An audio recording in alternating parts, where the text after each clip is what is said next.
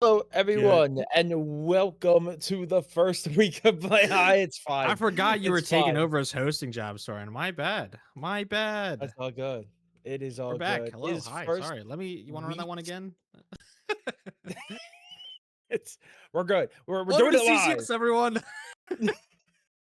Well, we are here, week number 1 of playoffs. Last week was the Gauntlet Septi. We have the first round in the uppers, so both of these teams not playing for elimination, but they are playing for their lives in the upper bracket. It is going to be Lotus versus Elysium here, and this is kind of, in my opinion, Septi, a little bit of a lose-lose situation for both of these teams. Not in the sense that neither team wants to win, but it's obviously loser goes down to the lower bracket, but the winner has to go up against XSV Hydra, who have been looking pretty darn dominant the entire season. But either way, it at least gets them one step closer. These two teams, though, not perfect all the way around. I know we were talking about Elysium having a little bit of a rough time closing out matches. So I think this game very much up in the air. I mean, both of them coming off of fairly strong finishes to the regular season. Elysium 2-0ing final boss, the fourth seed, that I believe made it out of their group. Um, yes, is sitting in the lower bracket. So they 2-0'd a playoff team. And when you look across the aisle at Lotus, they also 2-0'd, but it was Skyloft Spire, which is a team that didn't do as well in our gauntlet and unfortunately was knocked out in that preliminary. Um, but I mean, still 2 successful weeks moving into the playoffs. And as you said, this is a double elimination format. The two matches I believe shown on stream tonight are going to be our upper bracket matches. And then we have some lower bracket matches going on as well. We have a match shown on Wednesday versus Final Boss versus XSV Rush. If you want to mark that down on your calendar, if you got nothing else going on that night. But we kind of been rambling and yapping during the draft a bit. So we have sort of seen some bands go by, and Locke has been, picked first again, which is something that I feel like didn't I say last week that I was not a fan of this? Yeah, I believe you did. It was a bit of an awkward. We also saw it, I think, last week, if I'm remembering my games. So I also did two gauntlet games on Tuesday. So I apologize if my memories are mixed up. I believe we saw a lock B1 into that ended up being a lock top lane because Zed was It locked was in, which It was made it XSV Rush, very yeah, and it was Rutledge playing yeah. it top lane. Yeah, and it was fine, I think. They did end up winning, and I think the lock No, was they pretty darn good, but it was definitely did they struggled. win that match? I thought they did. I don't think so. I might I'm pretty sure if I I'm might be not going mistaken, that crazy. was a loss for the Lock, even though the Lock was playing well. So I remember the lane correctly. Lock got an early kill, and then the lane, and then nothing else Oh, good no, you're happened for right. the Theory Lock of the rest of the Everything game. won. Correct. Yeah, Um, they lost but against the Mordekaiser. Yeah. correct. And taking a look at the matchups, actually, I like this Galio answer to the Lock. It can follow it. I mean, it should be going mid. The Lock. It should always be going mid. Um, and I guess now that we've done the first phase, we can sort of look at it overall as a whole. Hold on, I gotta yell at my dog real quick. If you want to start for me real quick. I mean, yeah, I do like this. The only thing is that obviously there's no support pick for the side of Lotus, so that support is still going to be up in the air. Like you said, you'd imagine Locke would be going mid, but Galio can follow it if they want to put it up on top side. Galio will be able to do a job. I do also like the Shyvana pick right now. Paired up, especially with that Jinx. Jinx is going to be a pretty good hyperscaler. Shyvana is going to do pretty good in that early to mid, and Galio will also just lock down. So I think a pretty safe pickup right now, 3 for Elysium, but I think it's actually really strong, especially with Braum, who's going to give even more protection to that Jinx. I actually like this a lot. Yeah, I mean, I think Lock is a great, or Galio is a great answer into the Lock. It also pairs really nicely with the dive that Shyvana facilitates. Yeah. Silas was banned by Lotus, which basically is a free Shyvana angle. There is not a single champion in the game. I'd argue that counters it more. So a nice bit of heads up play from Elysium here to lock that one in. I think it is also a Duddy Brain special. This Shyvana. Udyr is a champion that I haven't seen a whole lot of, but it's like Locke, it is a very matchup specific champion where if you are not aware of how your champion performs into Udyr, it is very hard to play against. I like the answers with Braum and Jinx into Udyr. I think it is very hard for the Udyr to play if he is slowed up, stunned, taunted by the Galio, and just generally kited. Malphite is an interesting pairing. It certainly is going to be very strong. The Jinx is going to struggle against it, and there's not a whole lot of direct peel. from the Malphite in the back line. So when you look at the champions there, if you can stop the Malphite from getting to the back, it is great.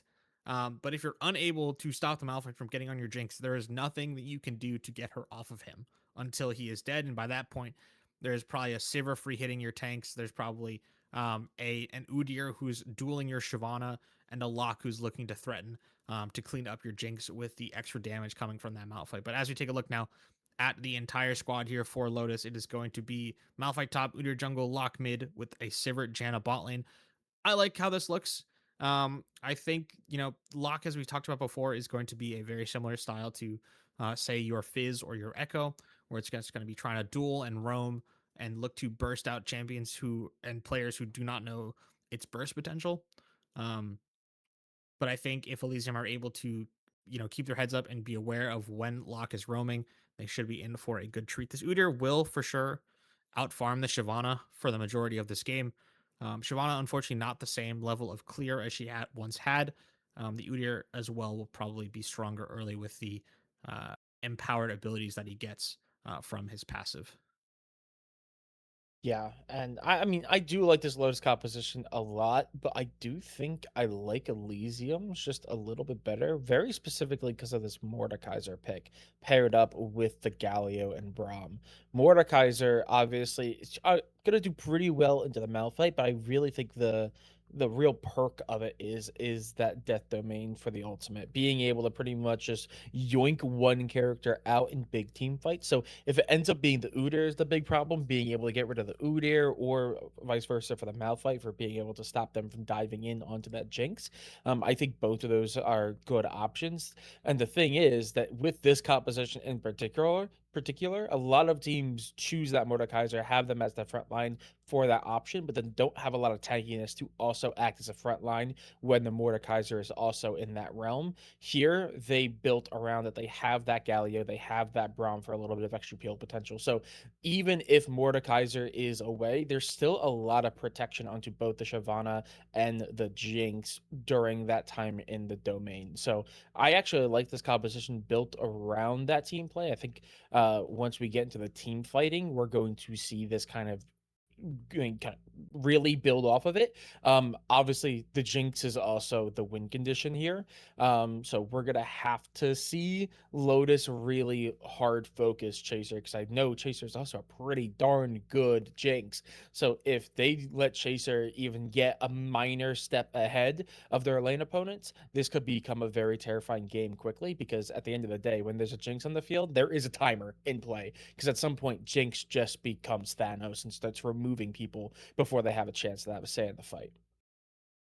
Yeah, I mean, there's a lot of different ways that these game can proliferate and become variously balanced or imbalanced depending on which champions are able to get gold. My last note, I guess, before we go into the game, before we maybe do one little bit quick ad read before we get in there, there's a lot of AP damage on the Elysium side. The only person who really is going to be struggling versus the Malphite if he does build a lot of armor is going to be Chaser on this Jinx. Duddy on the Shyvana should be able to do enough hybrid damage versus enough true damage with the new Shyvana that it shouldn't really matter. Also, I don't think the Shyvana will ever be hitting the Malphite unless it's a cleanup opportunity at the end of a fight. Um, and other than that, I mean, I think Chaser is just going to try and have to be very safe. This is one of those games where if you're an AD carry, you wish Gale Force was still in the game so you could try and just disengage yourself as much as possible from the rest of the fight. But Elysium, they got to protect the carry. They got to make sure that their Mordekaiser is staying scaled. And on the other side, Lotus got to try and get their lock going and online and keep Crispy safe so they're able to farm out as much as possible. But before we go to break, before we get set for our first game of playoffs here at the CCS, I do want to remind everyone that it is the last month potentially of games in the CCS. And if you want to have an impact on these games, if you want to have the players have that extra little bit of stress, you can do that here at CCS with our Rage Bait feature. For just 100K channel points or your monthly sub, you can get your message shown live on screen during our games, just like they have in the LCS. It is a one-time use per game, and it is a one-time use per sub. So use it or lose it because it does not carry over from the end of the month. DM Flay Redacted or a mod in the Discord for any questions and or requests. And with that, I'm very excited, Soren. We are finally here. It is playoff time. We're going to be right back as we load into the game, so stick around. It's time. Oh, hold on. Actually, no, just kidding. We are going to have a segment before we head in, and it's going to be I believe it is it a golden production, this segment? Yeah, Nice. It is a it's a golden specialty. golden specialty.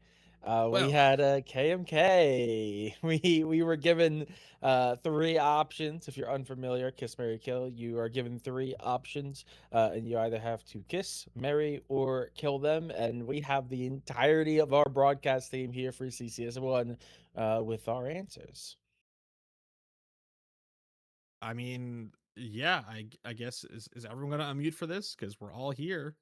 Romeo and MB. Well, MB is cooked, I'm here. Hello, unfortunately. hello. I'm Romeo here not as well. cooked. What's up, guys? With my team playing, if Elysium loses, I am rioting. We're gonna have a lot of Zoom today, boys. But I mean, it's simple. Seraphine looks like an AI e-girl, so we execute her because fuck AI. Am I allowed to say fucking Mister? Are we allowed to? Okay, because Yes, fuck we are. AI. I You've mean, it been given already to go left your ahead. mouth, Romeo. It is Fuck what it AI. is. Yone's a hot little elf man. And then, like, Oriana, I mean, like, she can trap my balls. I turned my camera off. I'm glad mine's This on. isn't fair. I'm the only one with camera on. Soren's got a friggin' PNG. Like, Oh God. anyway. So in case you weren't able to tell the our decisions, the lips are obviously the kiss, the skull is obviously the kill, and the ring is obviously marry. And so for me, you could see Oriana, Yon, and Seraphine are my answers for those. Yeah, you know what? This is you know what? I I can count. I'm the only one that married Yone, and that's because when I first Yeah. started playing, which really does show how late I got into League of Legends, that the character that most recently come out that I got attached to was Yone when I started playing. But I was Yone one trick for like a year and a half to 2 years. And also Romeo is correct. Yone is rather hot in that skin. So we're marrying Yone. I also do agree with Romeo that fuck AI, and it does very much look like you went into ChatGPT and asked them to make an AI e-girl based off of what they find online. And Oriana just looks attractive. That's the bottom line of it. I will say it looks better in game. It looks a lot less AI in game, obviously. All right, with that, we have all had our hydration break, as Flay Lovely pointed out. We are going to go to a break while we get set up for the game, so stick around. We'll be right back with the first game of playoffs versus Elysium and Lotus.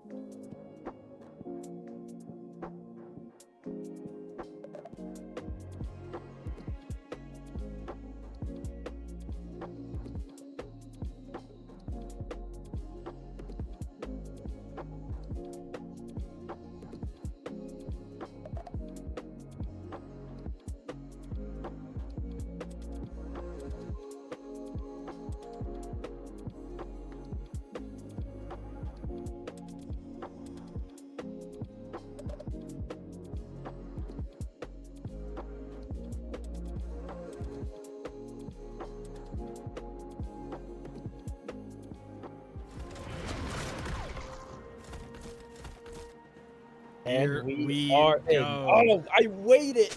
You know what? I waited as well, and this is perfect. You know what? We I swear to We'll God, figure it we out. didn't plan this bit. All right. Welcome We are back. to I'm stealing it. Summer's We're back. Rift. It is Take it. time. It is playoffs. The CCS League has returned, and it is now time. I guess it's not do or die. These teams Minions do get have a second spawned. chance in the lower bracket should they lose today. But it doesn't matter. We want the best League of Legends. All these games are important. The longer you can stay in the upper bracket, the longer you get to prove your worth, the more chances you get to make mistakes. But we are now on the Rift. Some trading going on the bot side. And Yeah, nothing I too mean, crazy. I do imagine, though, it's going to be pushing for Lotus, as they do have the double range. Yeah, A-Hop doing a nice job getting that bush control. Yeah, I mean, the melee support is definitely going to make this a little difficult for Red Side. A little bit early on. Naysayer, though. Oh my, that is a big chunk of damage taken early. Man, that mid lane might be a little untenable, at least early on, especially with already the Galio taking not much damage. As we see a little bit more trading out, finally, Crispy is going to take a little bit. It has been between Chaser and Subaru, but now both ADCs are going to be lacking a little bit of.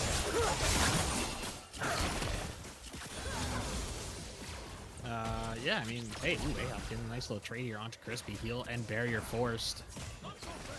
Is A-Hop, wait, gonna take 2 tower shots?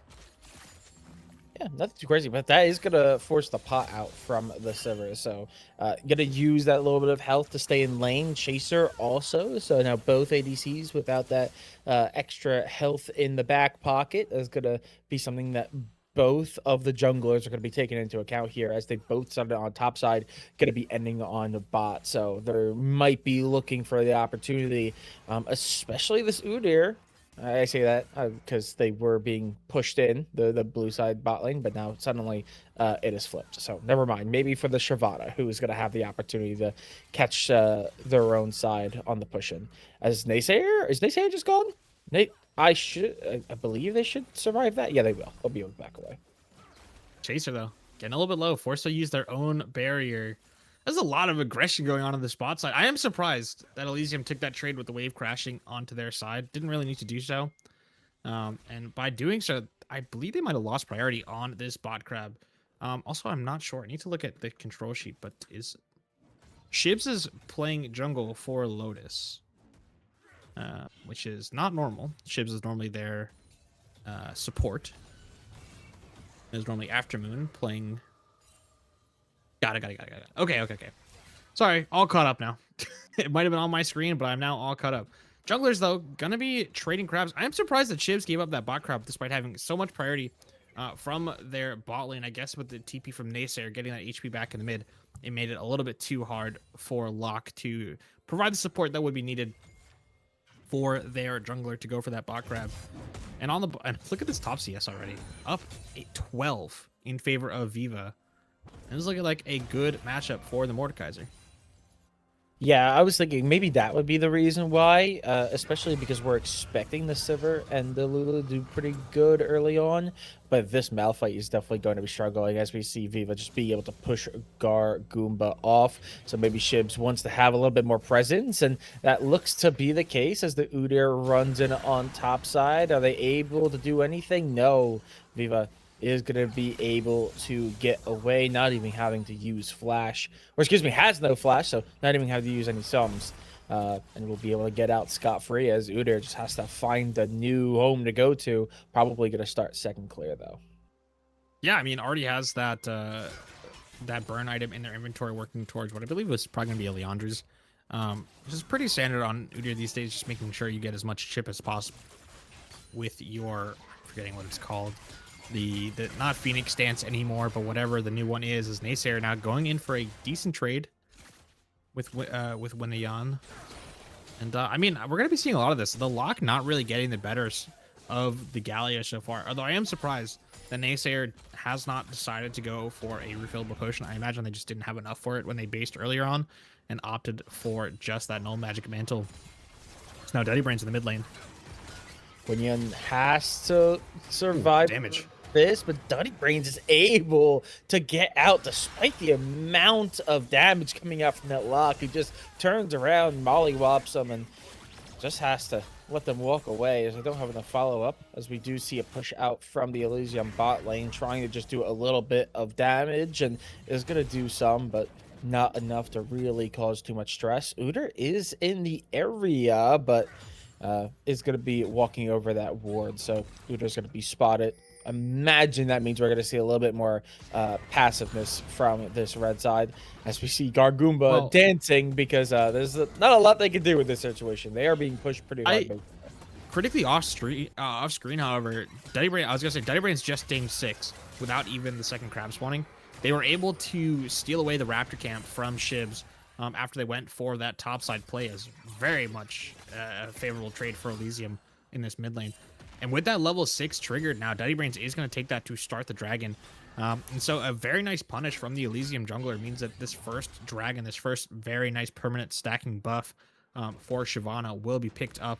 Critic, though, Shibs might be trying to look to trade for something of their own now with the global notification that the dragon has gone down. Yes, Shibs looking at those Raptors, and we might get something going here. We have the hero's entrance from Naysayer. Should Shyvana find this Udyr? And they are going to pop the ulti early, I think. Yeah, they should. Jibs, I think you're behind enemy lines here, bud. Oh, my goodness. They are going to be spotted, but they just back away. They just back away because, unfortunately, the clear from the Udyr is a little bit too quick.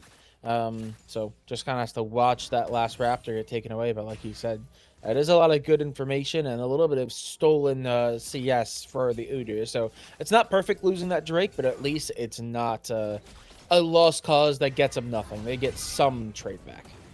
I mean, what's at least nice for Duddy is that that Udyr killing the camp like that keeps it in a sequence for the Shyvana. So she's been making sure the camps, Shyvana have been making sure the camps are going, from mid lane outward, and so you can see the bot side camps are as well synced. So it's going to be Raptors spawning into Gromp, just as they have Raptors spawning into Krugs. It just allows the jungler to play for the side lanes, which is a very nice adaptation considering Naysayer should be able to move out of this mid lane shortly. What I will say about this matchup and the fact that it's gone so well for Naysayer so far is that the Galio, now that they've survived the early game and the early trading coming out from the lock, they should be able to just start making the lane completely boring and completely just not important anymore, in order to just clear waves and then dip into fog and play for the ulti. And now, hold on, we might have a critical time here in the bot side in the next 20 seconds or so, as both junglers are clearing down. But no, it looks like Shibs is going to value the objective instead. Going to drop their bot side. Duddy is going to have to either sniff this one out or make use of the timer on the bot side. It's a big trade going on in the mid, but that lock passive, it just does not matter. Holy moly. Yeah, Naysayer having to back away despite hitting the full range combo, but I also think Udyr's making the right play here because they're going to be able to get these grubs while this bot side is just kind of being held out. Both kind of sitting near or under turret, not really giving Elysium anything to work on. So even if Shyvana made their way down, don't know if they would have been able to get anything from it in the end. So that is going to be grubs for essentially nothing. There's no big camps for them to take. I say that actually as Udyr is taking Raptors. No, Shyvana does not commit. And Duddy is not going to go further. Yeah, yikes. That's rough. That's rough for red side. This comes down to team pick gourds. If you are not buying enough pink wards early on, if you're not just placing them, they last forever. So there's no point, there's no reason not to buy 1 or 2 in the early game to make sure that these heavy farming and heavy invading junglers don't take your entire jungle. Because if, say there's a jungle in the top banana bush, a ward in the top banana bush for Elysium, or you are contesting wards in that space, that over the next, X amount of time that you don't have a ward there, that they're going to be contesting that space, and that maybe you have to be a little bit more aware of what's going on with the grubs. I think potentially that's on Viva as well, because you are playing this Mordekaiser into Malphite, which is supposed to be a very favorable matchup. Hold on. Okay. 3v3 as the Shyvana ult comes through, teleport to follow up, a little bit of reinforcement coming in, but maybe it's a little bit too late. Winion is on the way, but just immediately turns back to mid as everyone can see that the retreat comes through quickly. Lotus not wanting to lose a member with the overwhelming force of red side. Naysayer tries to get some damage on the Winion on the way back, but a lot of build up for not a lot of outcome. Yeah, I think Viva maybe pulled the trigger a little bit too early there. There's not really anything to keep Lotus engaged on that bot side. Everyone still has their flashes up. And so as a result, the Mordekaiser, yes, has a shorter TP cooldown because they are in that top lane role. But it's still very impactful. The wave was pushing away from them. So while they were gone on the bot side, their own minions were killing the golden XP that Viva was supposed to be collecting. And now the wave is stuck on the other side. But I guess, Viva should be fairly safe to push this one out, as Winion going very low versus Naysayer here. Could we have the first blood as we get the winds of war going? The lock goes down, the flash from the Galio, and first blood of the playoffs go the way of Naysayer and Elysium. Yeah, the same matchup that we were a little bit worried about because of how strong that trade was in favor of Winion earlier at the very first little scuffle there. In the end, Naysayer survives long enough to get themselves into a state where they're able to win out these trades more consistently, and I think the lock just overstays their welcome. I will say there is also the buff when it comes to TP, the fact that now Mordekaiser has no TP, so they have to walk through, but we have Malphite who has the TP on hand. We do get that heroics entrance on the bot lane, another big cooldown to be used to try to go for this engage on bot side, but there's not a fight to be found. Drake is going to be started, though. They're going to try to pull it out of the pit. This could get a little sketchy, as it looks like there's multiple members from blue side who want to say something, but it looks like they're electing to run away. Shib's just going to say, nope, not worth it. I'm going to go counter jungle a little bit more. First 2 Drakes go over to Elysium. Yeah, that's going to be great stacking for the Shyvana there. As once again, more Raptors are going to be contested by ships here, but the team is now here in support as the Death Realm has been popped and Udyr will be going down. More golden kills as, Viva, I don't know if that's, glad you got the kill. Let's not be too greedy now. All right, as a jungler, that would tilt me so hard. If you, yes, you saved my camp, but then you take the camp when I'm 3 seconds away from it. More importantly, it's the principle of, like, you want your stacks, you get more golden XP from them anyway. Why are you taking them from me? Why are you? Hello? Do you not care about my scaling in this game? The laner attacks, they help out the jungler, so they take as much as possible. The laner attacks, you gotta kill. Right. Take the kill and leave. What do you mean you gotta? What do you mean the laner attacks? You gotta kill. This is coming from someone who's perpetually played mid lane. Yeah, your Shyvana is playing bot side. Got 2 dragons for you. Anyway, it doesn't matter. It's fine. It's fine.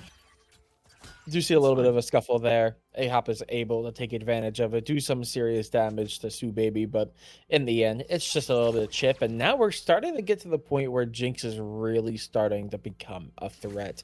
No first items for either of the ADCs, but we can already see that Chaser is having a lot more say. We're no longer just kind of perma pushed under the red side turret. Lotus, this bot lane obviously is going to get stronger as well, but remember, Jinx is not just a good scaler, but is seen as a hyper scaler. She goes absolutely nutty. So that is going to be the timer that is ticking. As Udyr's making their way down, it looks like they might be trying, but they walk right over a ward, so it is going to be full retreat territory for Ahop and Chaser, who are going to going to be able to get onto the turret. Shyvana is also in the area, so they can only do so much. Yeah, I mean, it's just solid play. I will say in the bot side, this Jinx is incredibly strong, as you said before, but not just for completing their first item, but because the difference in strength between the Essence Reaver and the Hex Optics is so massive. Silver spends 900 gold on a Sheen proc, as Naysayer is showing exactly why this counter matchup is so strong in the mid lane. The lock can do nothing as Shib's trying to find some impact to try and go for those Raptors, but Duddy Brains is on top of it this time. Collects the camp for themselves, leaving no room for doubt as Chaser now should be fine. Okay. As Subaby uses more everything to try and catch the Jinx. Should be fine. The base timer and the wave might be denied. But that's about it. Flash ulti gone from Lulu. And I mean, Chaser's gonna stick around. Doesn't quite have full information on where everyone is, but she feels pretty confident with that barrier available and their Braum showing up shortly. And I think that's fine. I think it's all well and good. Ahop will be here. Udyr is around, though, in the back. So there might be a dive going on here, especially once they get that notification that the Herald goes down. 2 characters around 50% HP. I think Naysayer needs to hover down on this bot side. It looks like he will do so. Okay, here we go. Shibs tries to find the opening angle, but is unable to do so. Galio. Yeah, but it at least deters it for the time being. But now here comes Winyan. It's a 4v3, but now because the Udyr is no longer behind, there's no real good means of stopping them from getting out. And that means that it is just going to be a back away. They're going to continue to try to push. Winyan staying down in the area because they have Naysayer. Oh, the taunt interrupted with the polymorph. That is huge. And also, I believe, just outright keeps the Lulu alive. Yeah, I mean, quests are completed as well, so Chaser has no reason to stick around on that bot side anymore. Naysayer can stay here for as long as they want. They have the TP available, and until they get ulti back, it doesn't really matter where this Galio goes, as Winyan taking so much damage. I feel a little bit bad that Ahop flashed in that last engagement. I think he was worried that the lock was going to one-shot him from, like, 40% HP. And I mean, this is just the price you pay for new champion knowledge diff. I don't think Locke was going to kill him from there, but it doesn't really matter. As Naysayer sticking around here, still pretty low, has a lot of MR, but not a whole lot of armor. Should Crispy land a good trade onto the Galio, but the bait is fantastic. As now Duddy Brains and A-Hop are back in the lane. Crispy has flash. Okay, Crispy, low on mana. Yeah, he's just going to be able to get away. No issues. That wave is going to crash. Udyr is in the area as third Drake is up. There's going to be a Mountain Soul to play for that here. Should be going to Elysium. Yeah, I mean, it looks like Lotus, again, isn't even trying to contest for this. This is now the third Drake in a row, so it's going to be Soul Point for Elysium without ever really having to fight or do anything to secure it. That's going to be a nice boon. Obviously, they ended up trading the Grubs over earlier, but I mean, they already almost have Soul after just 3 Drakes, so that's a big not just win any Soul. It is a fantastic Soul for them in this game. The Mountain Soul is going to do just enough, as Jinx Rocket going to go a little bit wide, or maybe it hit Subaby, I believe.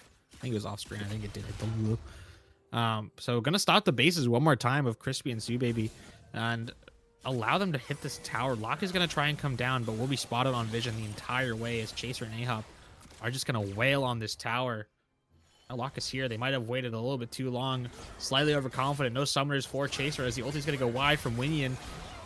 Hey, but here comes the heroic entrance, and it immediately lands on the Subaby as they are knocked up, taken down, and what looked like a really good gank from Winyan collapses around them with that heroic entrance, and now the last two with sub 50% health, low on mana for the ADC, they have to back away, and it's going to end up costing them the turret, and Naysayer keeps pushing through. Crispy gets taunted. Can they find the kill to capitalize on it? Not quite. And that is the perfectly timed Galio ulti right there. I am surprised that Lotus still went for that. I think it is one of those situations where you just take the loss. You know, Frick gets chunked out from the play trying to hit the bot turret, and then they lose Dragon for it, and then Crispy still stays around. And then it just is very rough for the Lotus bot side.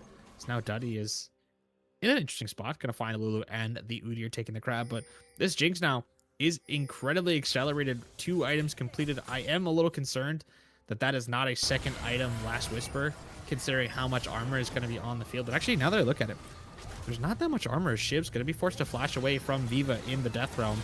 As the Dragon's Descent now comes over the top, the Udyr going lower and lower. Heal pop from Zoo Baby, as it does not matter. The Udyr will go down, and now Gargoomba, you're on the wrong side of the lane, you rock. Has ulti available. Gargoomba has to make it out, has to try to survive through, and is doing a good job at staying alive, but the damage is overwhelming. But that is going to be it. Just enough of a knock-up. And in the end, the turn back is real. Crispy now getting a chance to go crazy on the Sivir, is going to be able to find the double off the back of that. We were just talking about how far ahead Jinx was, and now suddenly the playing field has been leveled, but at least Chaser finds something to compensate as they take that tier 1 and then the first plate on tier 2 in mid lane. Call an ambulance. Call an ambulance. But not for Gargoomba. The rock was too strong. It was unkillable. There's not enough physical damage, actually. I'm surprised by how long that Malphite was able to survive with only, I believe it was a cloth armor in inventory when it came to the amount of armor they had. But yeah, as you said, the Sivir gets a massive boon of those kills on the top side. Going to be completing 2 items now. 2 relatively cheap items, as well as that BF sword will allow them to be incredibly strong moving forward. The wave clear now is fully online for Crispy. There's not going to be any neutral waves anymore in the mid lane. Chaser does not have the pushing power, even with the Runons, to be able to match Crispy with those bouncing boomerangs. But I will say, oh no, Viva, not this build. Oh no. Hey, they're doing okay. Crispy gonna pop throw the hunt. What the heck? Okay. Oh yeah, it's because they're gonna run down Shivs with Gargoomba on the side, but that is a lot invested to not find anything. A-Hop coming in from the bench and is able to put the shield up to prevent any damage. But now Drake is up in a minute. We're seeing a bit of a recall come through for Lotus. They're going to be able to get back into the action that they want. Viva, seeing everyone down on bot side, is going to take the opportunity to take the last tier 1 standing on the blue side. So that means that top wave is going to be in a pretty good spot. Both of the top laners have TP, so you'd imagine they're going to continue to duke it out up until the moment they are truly needed down for this next fight. And it has to be a fight, because Lotus cannot give away the 4th, otherwise that is just a Saul handed over to Elysium for free. I don't know why A-Hop flashed in that fight. I guess they were trying to turn the play in favor of Elysium, but the price is now just your support has no flash available to them. This is going to be a critical timer to watch. I want to make sure that this Malphite, I don't think they'll have the ulti up quite in time for the dragon as it spawns, but if Elysium waits too long, and it looks like they're not even going to contest this one, they're content with giving one dragon away to Lotus's. It looks like Baron might be the play. And Lotus don't have any idea. They might have a sense that Elysium is doing something else, but they don't know what. The vision is phenomenal. It's dark. And now Shiv's going to get called away from the dragon. It might be a team fight here. This might be perfect situation. Oh, he comes in. Viva's going to get a bit of a flank here, but Crispy's going to be waiting for them immediately. That shield's going to be nice. Baron is just going to be taken. Oh no, Elysium. This is looking scary. The shutdown from Locke. Oh no, double kill over to the Shyvana. It's back. It's sketchy. Shiv falls, and that is going to be a massive win. Quadro for the Shyvana. Chaser was doing so much damage, but it is going to be a quadra kill for the Shyvana. Duddy Brains, I was getting excited at the wrong thing. Duddy Brains with the quadra and the Baron smite. Very well done by the Elysium jungler. I thought it was Jinx. I'm going to be honest. I thought it was Chaser. The Rockets were doing a lot of damage. And a great call from Elysium to pivot away from that dragon, to see the space and know that they have full vision control on that top side to bait them into a great fight. It was a phenomenal combo from A-Hop and Duddy Brains to land the chain CC of both the Glacial Fissure and the Dragon's Descent there, as Winyan trying to find the Elysium jungle will not be able to do so. And now Duddy Brains has get a very long extended solo cut here of the Elysium jungler. Is going to be basing now with 2,000 gold in inventory. Just take a look at these gold values. Jinx sitting at 120, Shyvana sitting at 10.7. And granted, I mean, you said this before, the Sivir is for sure online. The Sivir is the most fed member on this team, and I think if the game does go long enough, these bouncing boomerangs with the Lulu on her back will absolutely be able to carry these games. But with Baron being worn by Elysium, these minions are harder and harder to kill. And the space you have to give up when defending against these minions is sometimes just too great, as we can already see Elysium stepping in and taking these Raptors. Yeah, I mean, on top of that, Sivir is super far ahead, especially compared to their teammates. But the Shyvana, who just got that Quadra, now 5-1-1, is pretty much matching in terms of gold value. And Shyvana is still not even the one with the most gold on the team. The Jinx is still just about 2,000 gold ahead, which is a crazy thing to consider. And on top of all of that, Elysium obviously got everything that they wanted and more. They were able to prevent Lotus from actually getting the Drake itself. They were able to secure the Baron, got all 5 kills, and then they turned around and noticeably, we didn't even comment on it, that's just Soul. Elysium have Soul in 4. So now Lotus are desperate because the spike that just came out from Elysium, who's already ahead, is massive. They really cannot step to Elysium right now, especially not with Baron still in place. Viva just going to walk forward. Okay, Viva under turret is just going to try to tank all of it. Yeah, has to back away. Shield comes through. The rest of the team is trying to have a say. Viva getting low. Shyvana comes in. Is going to do the damage, but no. It's actually doesn't flash. Not a lot of damage at all. And that's going to be a huge shutdown onto the Shyvana.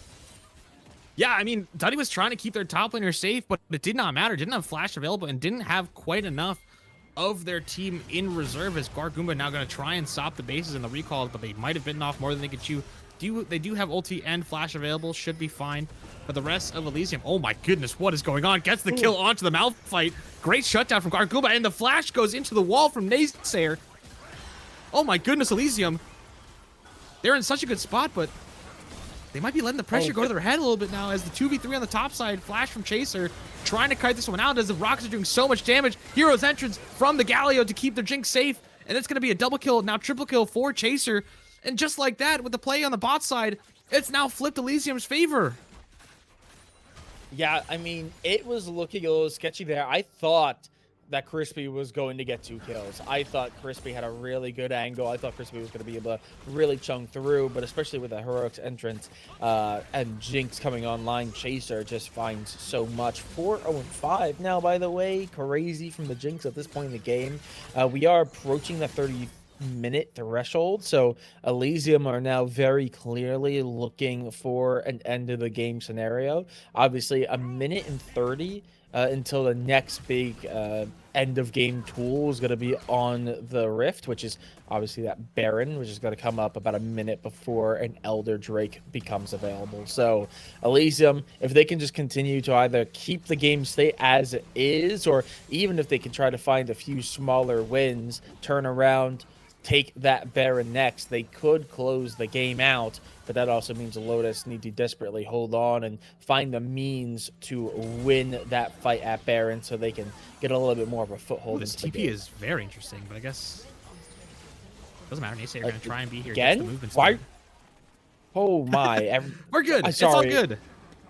The multiple members of Elysium seemingly really wanting to run into 1v4 situations. Apparently they did not learn enough from when Viva did it just a couple of minutes ago. I mean, this game is looking really solid for Elysium. I think that they should be able to lock it in. It is going to be tough, though. They have had some moments and some blown flashes that have gone awry. As you said, the Baron's 30 seconds time. They're doing a good job. If we could toggle the vision, that'd be fantastic. Ahop and Chase are trying to look to potentially go for a trap here, but no flash on to Naysayer, so it might be a little bit hard. I know they want to fight before the Baron, because Baron is probably the only way that Lotus really find a favorable fight if they're able to allow for those resistances to be shred by the Purple Worm. It might be tough, but the trap, where is it? I believe it is behind. Yes, Ahop now. Okay.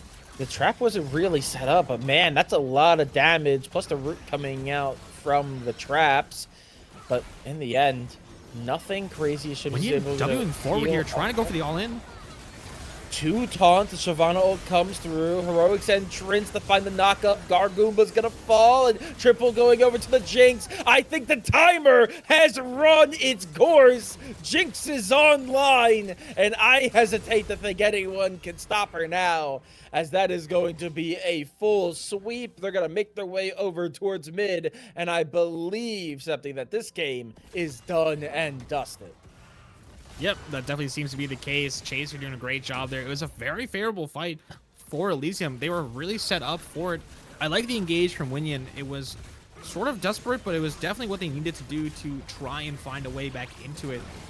Tried to get that, that ticking ulti down onto the rest of the team, but I think they could have maybe waited for Baron. I don't think they had enough vision to really guarantee that the fight was in their favor. And as a result, unfortunately, or fortunately for Elysium, whoever you're supporting, it went the way of the red side there. The Jinx finally online, was firing on all cylinders with those rockets. Very nice peel coming out from the rest of their team, and there just wasn't enough to cut through the beefiness of the front line. And the Malphite could not disrupt the backline enough to stop Chaser from dealing damage. And as a result, we have, I would argue, a relatively quick game 1 victory for these two compositions, both of which I would have expected to go well past this game length. And I mean, hey, this game was bloody and brutal, and I'm looking forward to more of it. Yeah, absolutely. I mean, I did say that there was going to be a timer. That's the problem when you're going into a Jinx. Jinx at some point just becomes Thanos, and unfortunately for Lotus, they didn't even realize it going into that final fight. But the timer had found the end of its timer, and there was nothing they could do. Chaser was just able to free fire behind the protection of their 3 tanks, and after that, it was done, dusted. GG go next, and the game number 2. And speaking of game number 2, we are going to send it to a quick break, and when we are back, we are going to be getting right into that next game. Do not go anywhere, because this is just game 1 of the best of 5. We are in playoffs, everyone. It's best of 5s all the way through, so don't go anywhere.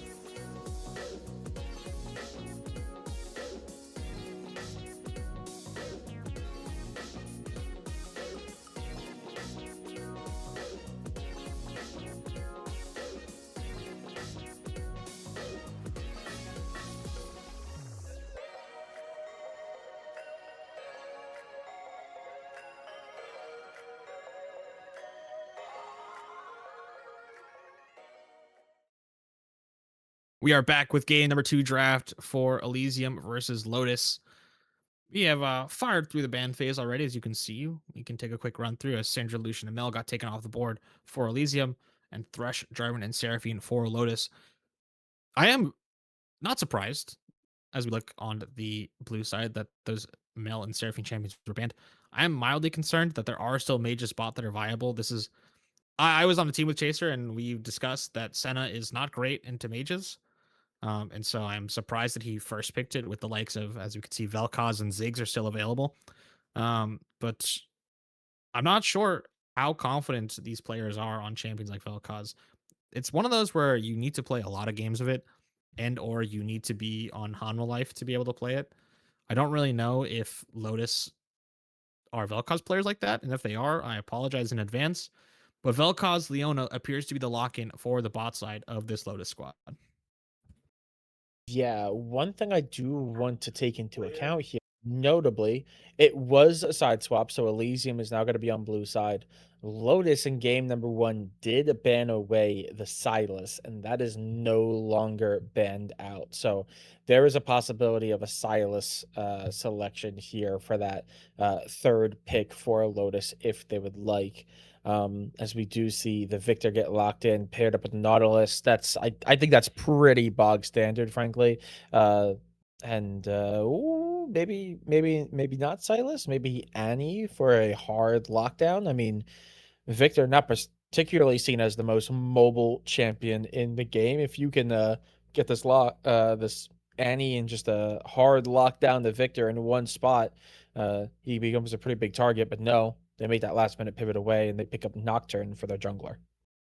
Yeah, I mean, a great pairing, I guess, when they have the Senna as well. If you're trying to fight across the map, it can turn off the lights and make it difficult to use that Dawning Shadow for Chaser.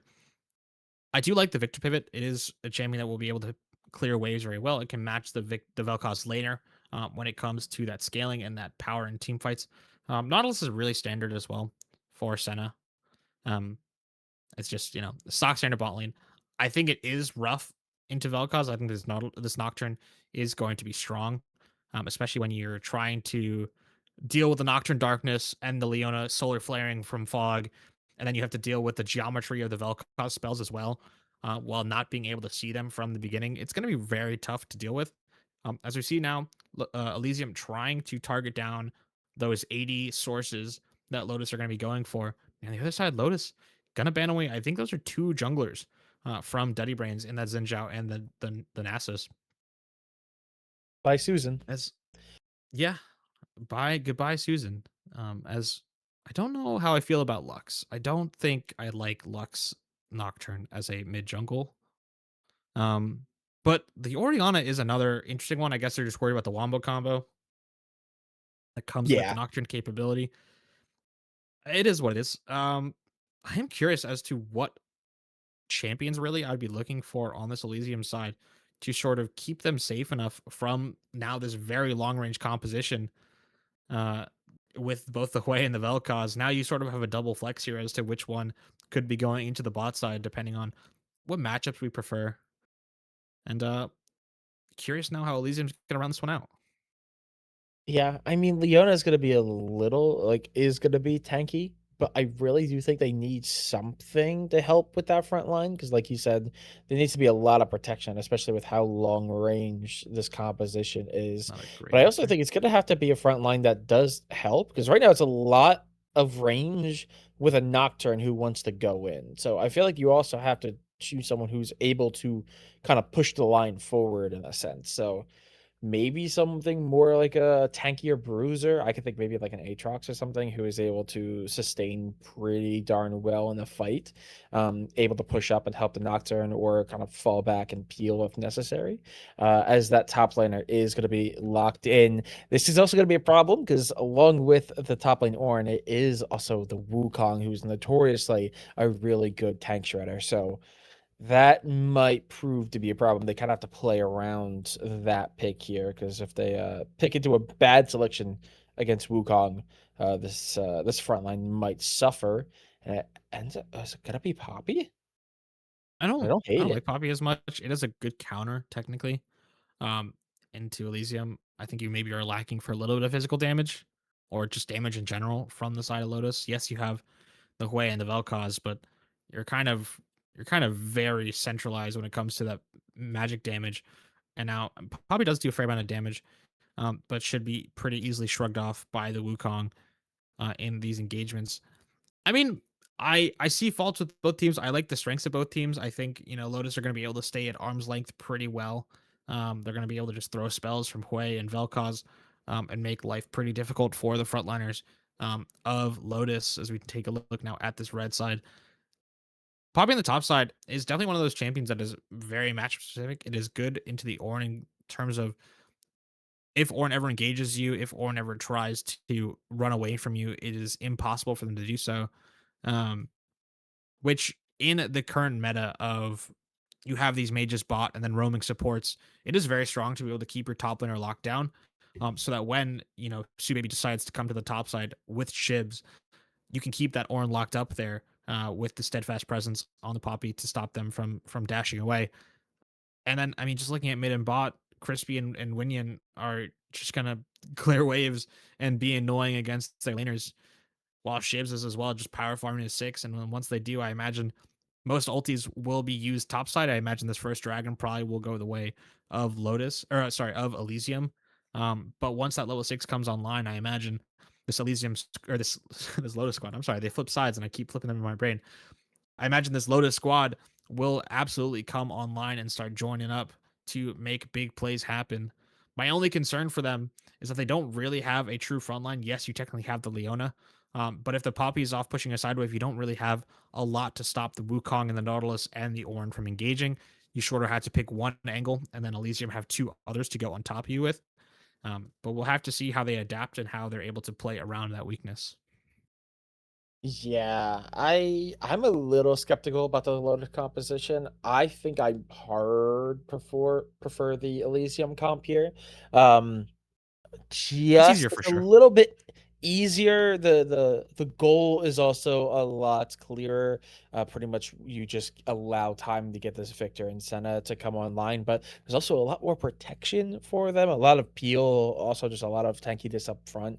Um, yeah, I really do worry. I think if I had to The make an problem is actual push. prediction and put money on it, I think they're actually going to struggle a bit in the laning phase. I think early on they're going to Yeah. struggle in lanes. The problem is that the moment we get to team fighting and we start getting into 4v4 fights, 5v5 fights, I think they're going to start really hard winning and making life very difficult for Lotus. I think this is a composition that is very much built for that late game. Obviously, two insanely good scalers in the Senna and Victor, much like last game, where there is now just kind of a timer on the game, where if either one of them gets ahead at some point around like that 30 to 40-minute marker, if they're doing okay to better, the game is just over. They're just going to start blowing people up. So I do worry for Lotus in that regard. I think Elysium have come out this. I don't want to say like bandits, but I definitely think they came out of this looking really strong, especially because these are also really, really good picks that are now not going to be available no matter what in the next map and beyond. Because again, this is Fearless. So, and a Fearless BO5. So teams really do have to take into account, champion pools for all of their players, and these are all very, very common champions to be pulling out. So Elysium also getting a small win in that regard. Yeah. If you didn't show me the other side, I'd say that blue side made away like bandits, as you said. But then I look and I see that the lanes are going to be very difficult for Elysium to play. And if they're able to weather that, if they're able to make sure the Goldie doesn't fall too far behind, then they should be in for a good spot. But we've yapped enough about these compositions. It's time to see them in action. We're going to take a short break while we get set up. So stick around. We'll be right back with game number 2 of Elysium versus Lotus.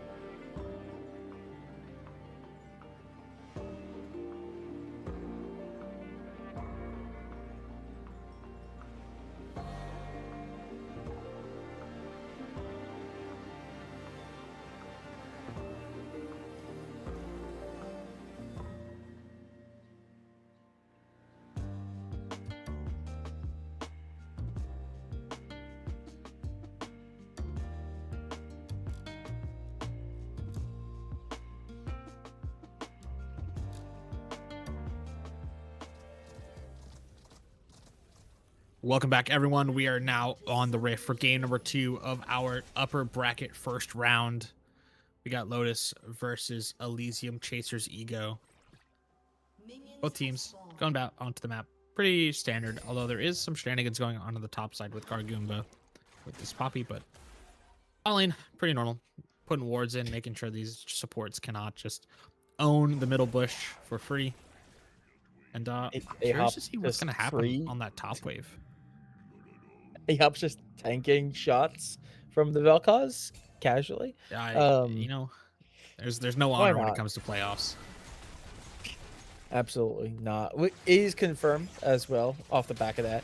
Obviously, that Vel'Koz is going to be the APC for this game, so they have sold their souls as well. But we do see Lotus again. We're expecting them to have a pretty darn good time during the laning phase. Ahop taking a lot of damage here, maybe regretting taking all that damage early on, as this is a pretty close affair. Obviously, both of the supports are melee range, so no outright advantage in that regard, but it also makes this very, very sketchy, as this Vel'Koz still able to get some sneaky hits onto their opponent laners. Ahop's still taking a lot of damage. Ooh, airborne rooted. Sue, baby, has to step away, as we see a lot of skirmishing down on bot side. Yeah, I mean, this is sort of what we expected, though. Every time there's an Nautilus lane, you sort of need to trade aggressively with your Aftershock to make sure that you get some kind of advantage before the Vel'Koz hits level 3. It's sort of the case that you see more so with Syndra lanes than I guess with Vel'Koz lanes, because we see them more rarely than this. But, oh, Gargoomba, we're going to take a tower shot. Mages require levels and spells to exist. And so when you're trying to play for wave push versus an actual AD carry with like the Senna, it's going to be a little bit tough. But I will say Crispy was doing a good job landing those Qs, making sure that they had a solid amount of health trading onto Ahop. But with all the potions consumed on the blue side of this ball lane, it might be a little bit tough, considering that both Crispy and Sue Baby are going to be able to have that extra health advantages. Okay, yeah, Chaser getting low. It's a big engage. Okay, the flash having to be invested by Chaser to not be found, but Ahop still might. Okay, still is able to get away. Barely has to invest flash. So now all sums on bot side completely gone for Elysium. Only cost it 3 for the side of Lotus. Crispy still having that teleport available to them. Crispy, though, I will say, not going to be able to get too much out of it, as they have to immediately back away, as they just have no mana to work with. Yeah, but they are going to have that TP available to them. Not going to have a great base. Only going to pick up those brown paper bag shoes and the sapphire crystal, which should allow them to sustain a little bit better in this lane. Just allowed them to harass a bit more before they have to base for the next time. I'm surprised that no one died in that engagement. Yeah. Looked like it looked like at least one of Chaser Ahop were going to die. I'm surprised Ahop lived, really. I thought Ahop was a dead man there. As we are seeing Viva now having to back away a little bit. Again, we're expecting this to be the case. Okay, root on the Sue Baby, but look at the damage out onto Ahop, who has to just walk back. Again, no summoners available, but is going to be able to get out just long enough. Oh, but the hook, Sue Baby taking a lot of damage. Got aggro as well. They do find the 1-for-1, but now Chaser on the hunt is going to chase down Crispy. Should be able to find something, especially with the speed up, but oh, the root goes just a little bit wide, and off the back of it, we see the Vel'Koz get away. Ends up being a 1-for-1, both supports falling. Notably, though, the kill onto the Leona went over to the Nautilus, not the Senna. It is unfortunate, but automatic repayment for Crispy buying those boots on their first recall. Still not going to be able to get that lost chapter, though, on the base despite the kill. But, I mean, a kill going the way of Crispy is going to be phenomenal for this lane. It's just going to mean that there's that much more of a gap, especially when Chaser is buying a cull. As Ahop now in the mid lane. Flash early. Never mind. Ahop just completely whiffs the hook, and that means that the gank is DOA. Yeah, that's fair. I will say, I'm not a fan of these 80 carries going cull versus mages. I understand that the mage is just going to try and have a neutral lane with you. But it's one of those where like you take combat power out of yourself, and if you are stronger elsewhere on the map, you're not going to be able to assist them at all, and the mage is just going to have full control. And so whatever happens around the map, you just will not be able to facilitate and assist with Zahop. Now going to get hex flashed on by Sue Baby. And I mean, it's fine. We'll have to see. This is one of those matchups where if the mage isn't good enough and you don't get punished for the cull, it really isn't that big of a deal. But if Crispy is able to continuously push them in and shove them in and really knock on this turret, Ahop though.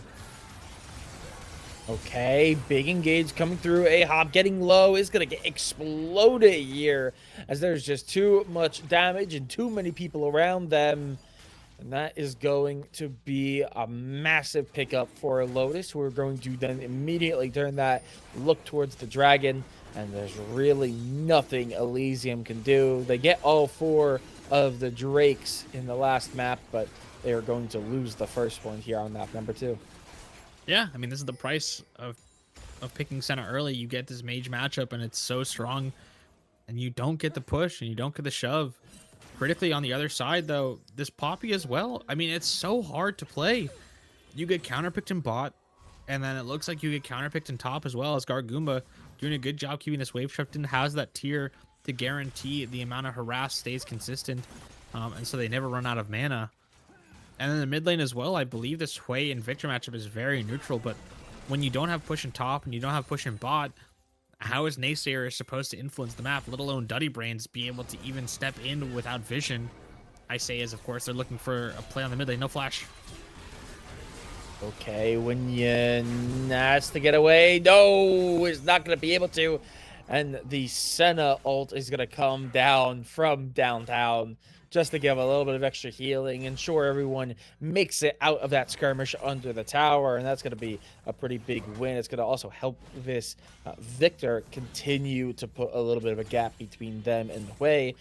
Just a small CS gap separates them, but that is going to be massive when you consider the fact that both the extremity lanes are suffering a little bit. So if they can keep one strong lane, that will be a massive boon for them.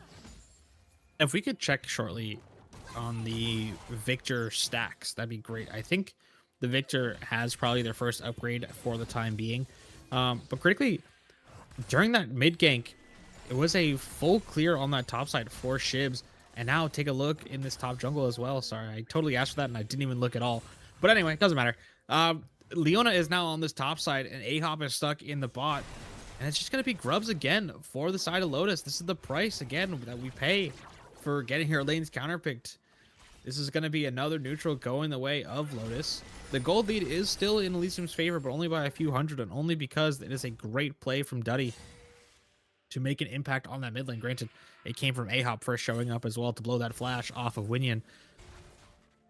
But with two critical neutrals going the way of Lotus, it is going to be very tough for Elysium to play. They, granted, scale very well with their team composition. Technically, they are infinitely scaling with this Senna.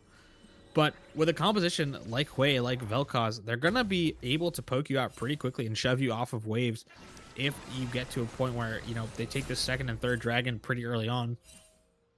And it looks to be what they're going to try and do. They're just putting the pedal to the metal. Shibs is just going to be hitting neutrals pretty much on spawn. Seems to be their MO in the last 2 games. And with full control on the spot side, Crispy is looking very confident on the Spaghetti Monster. Yeah, he's doing a really good job punishing the Senna. And speaking of punishing the Senna, Chaser has to pop the ability to go into that realm to get away. Here comes the whole Lotus squad, though. Yeah, it is a full send, as there's even the TP, though it might be a little bit late. Shib's getting very low. Senna from downtown is able to do a lot. Ooh, Spiral does Despair. the Ignite have enough damage behind it? No, it does not. But here comes Naysayer. They're going to be in the area. Is going to spot out one. Crispy getting a little bit low. Nautilus hook just coming up short. But this fight is going to continue. Again, right now, it is, I believe, a 0 for 0. No one falls, as everyone just blows a lot of major abilities and big cooldowns and backs away. Yeah, I mean, a lot of big cooldowns blown, as you said. TP off of Winyan. not off and flash off of Shibs is just really good. I mean, A-Hop blew their flash, but Chaser was able to keep theirs despite the full all-in of both Crispy and Sue Baby. And, I mean, it's unfortunate. I feel like it was a good opportunity to try and get some stuff back. Naysayer showed up to try and get something in exchange. Wasn't really able to find much of anything. I mean, hey, it was just a whole lot of nothing, really. It was a bunch of spell trading, and honestly, it took a bit of pressure off of Chaser to be able to force the death ray from Crispy, I say, as it's basically back up and available for the Vel'Koz. But a nice CS lead for Naysayer, a nice CS lead. Okay, and yeah, we immediately have more fighting to do. Double TP is coming in. Stunned up right now as Crispy is already out of the fight. Our Goomba That's a TP lot at of this damage HP. missing.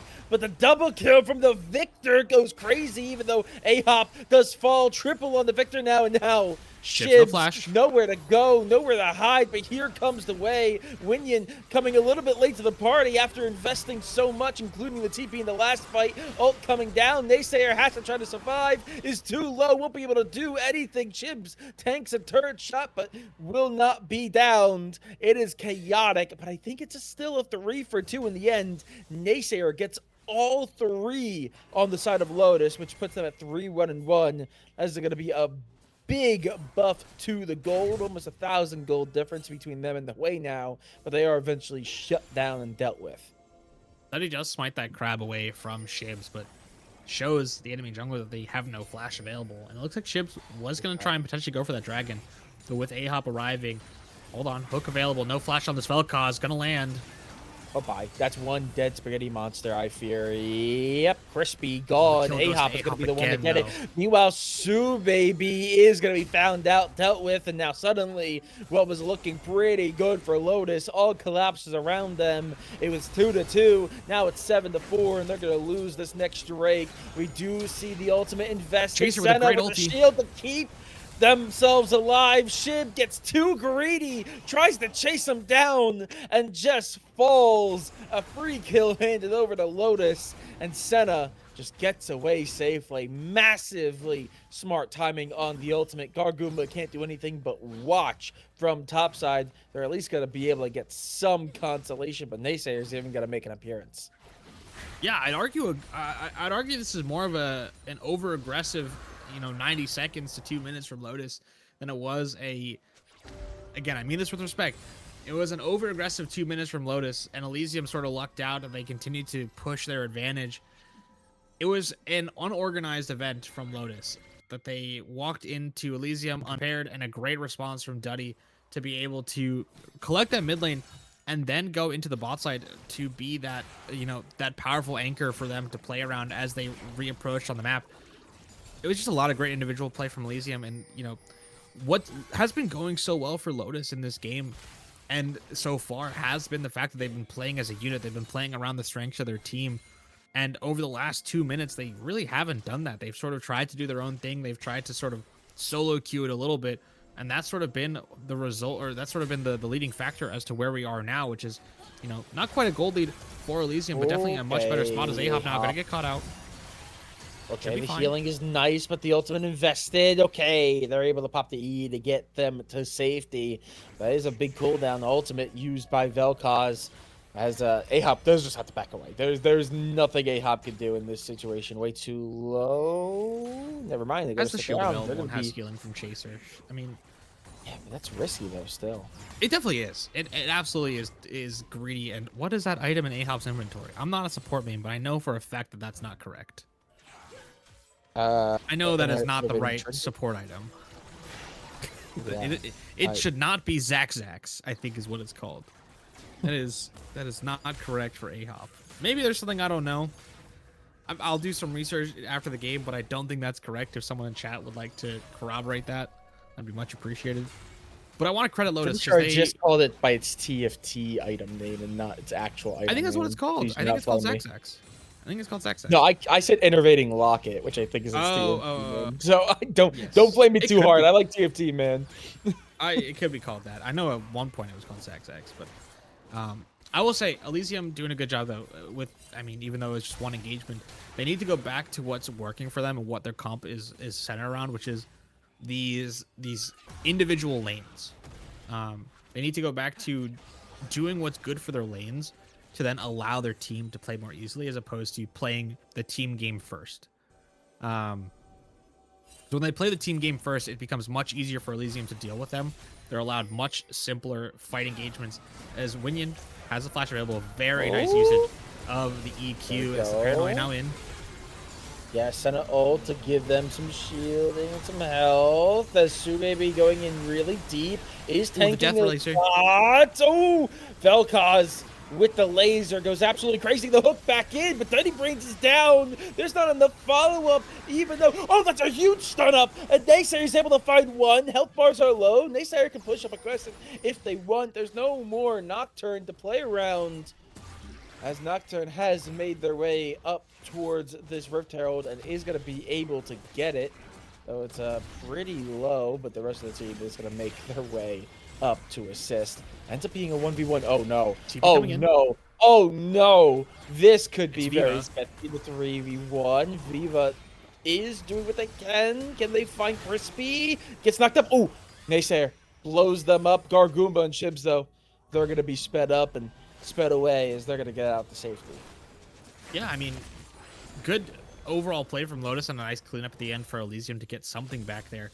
But it was a great, absorption from Winion to be able to bait the Nautilus in there, as Winion now gonna fear the clone, as Wukong should just be able to walk this one down. No flash in the way. Oh my god. All right. Dirty Brains didn't have any... Dirty Brains gave Lotus the benefit of the doubt. There was no vision behind the Hui, and figured that Winion was surely running to someone on his team. It happens. Unfortunately for the Wukong, they just lost out on 300 gold or so, and some pressure on the bot side. But it did force the Hui out of lane, and, gave Duddy the confidence to know that the next time they find the Hui, they're able to do a fair amount of damage, as now the Nautilus has bitten off even more than they can chew. Paranoia in, as the Wukong is here now to support their support. Very nice interruption from Dirty Brains, but there doesn't seem to be any support coming for the Wukong. Ahop just sitting there and watching, as Chaser now is finally here, going to be able to land the Q onto 3. Very nice kill now from Naysayer, as the Leona should fall shortly after. Winion now trying to walk this one away. Spiraling Despair will go wide as the root lands for Chaser. Naysayer and Chaser trying to 2v1. The Lotus mid laner will do so. And as the price, the mid lane tower does go down, as it looks like Gargoomba going to try and find another kill, but the shielding from Chaser is fantastic. Ahop going to survive, and it's going to be an ace going the way of Lotus. Chaser's ego. And it should be a dragon on top of that, so very nicely well done from this blue side. I have a quick question for you, Septi. My how apologies, is Ahop alive? No, you're good. How is Ahop alive? I feel like every time we look at Ahop is being 1v3'd, and yet somehow Ahop walks away every single time. We are going to get a replay of that. And yeah, Ahop, now a 2v1. Here comes the Vel'Koz. Shibs is in the action. Senna has to back away because I see the mix in. Insanely good interrupt there, by the way. That turns the entire fight. Crispy does still end up finding Dirty Brains, Subaby does.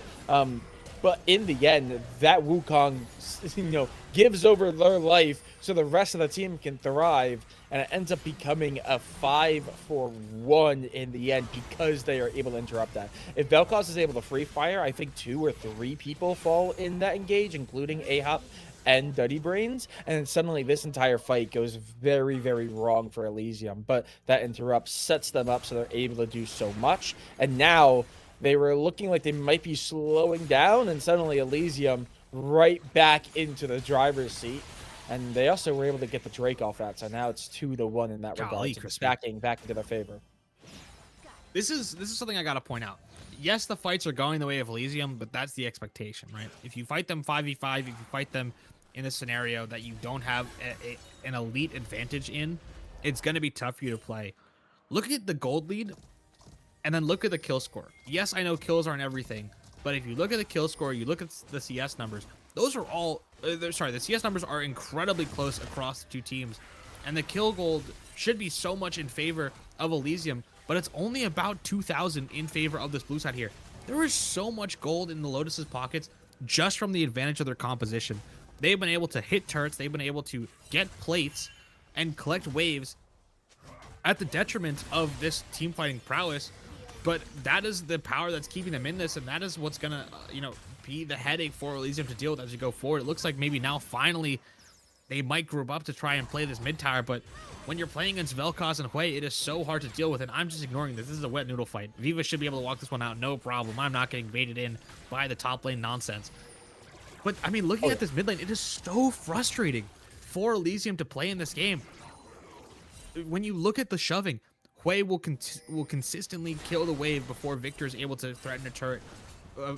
The Vel'Koz will always kill the wave before Chaser on this Senna is going to be able to push the turret. And the only thing you're really allowed to do then is try and threaten an all-in constantly, or try and play around, these objectives. And that's why we've been seeing AHOP constantly trying to control these side lanes, or these sides of mid-river, to try and look for these hooks onto the mid lane targets. And I mean, it's so hard to play. It's so hard to find the correct angle, because if one wrong step, you get blown up by Crispy, you get caught by Sue Baby, you get jumped on by Shibs from 3 lanes away. But for Elysium to be in this spot, it's very, very, I don't know what the word is. Because I don't want to say it's promising, because it could just as easily swing back in favor of Lotus with the pressure that they have on these waves. And as we can already see, the gold lead is already shrinking. It's already down from 2,000 to 1.5. And it is looking very tough now for Elysium. It also does not help that they gave up the grubs, so that means that the pressure on the side lanes for those attacks onto the turret are better for Lotus than Elysium. So they're constantly able to get more value out of the lanes itself. Pretty much every advantage that we see Elysium secure is going to have to come through team fights. That is the good news for them as well, because again, we're expecting them to be able to win them. They are looking pretty darn good in that regard. I mean, Chaser, you have to give a lot of credit to. Only 2-0-9 in terms. He almost looks like more like the support than their own support does right now.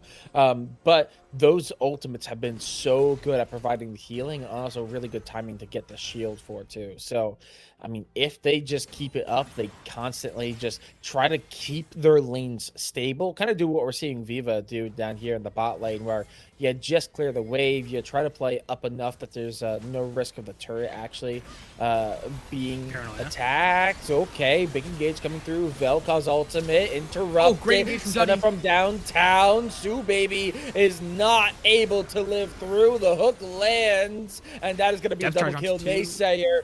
Oh no, they are going buck wild here.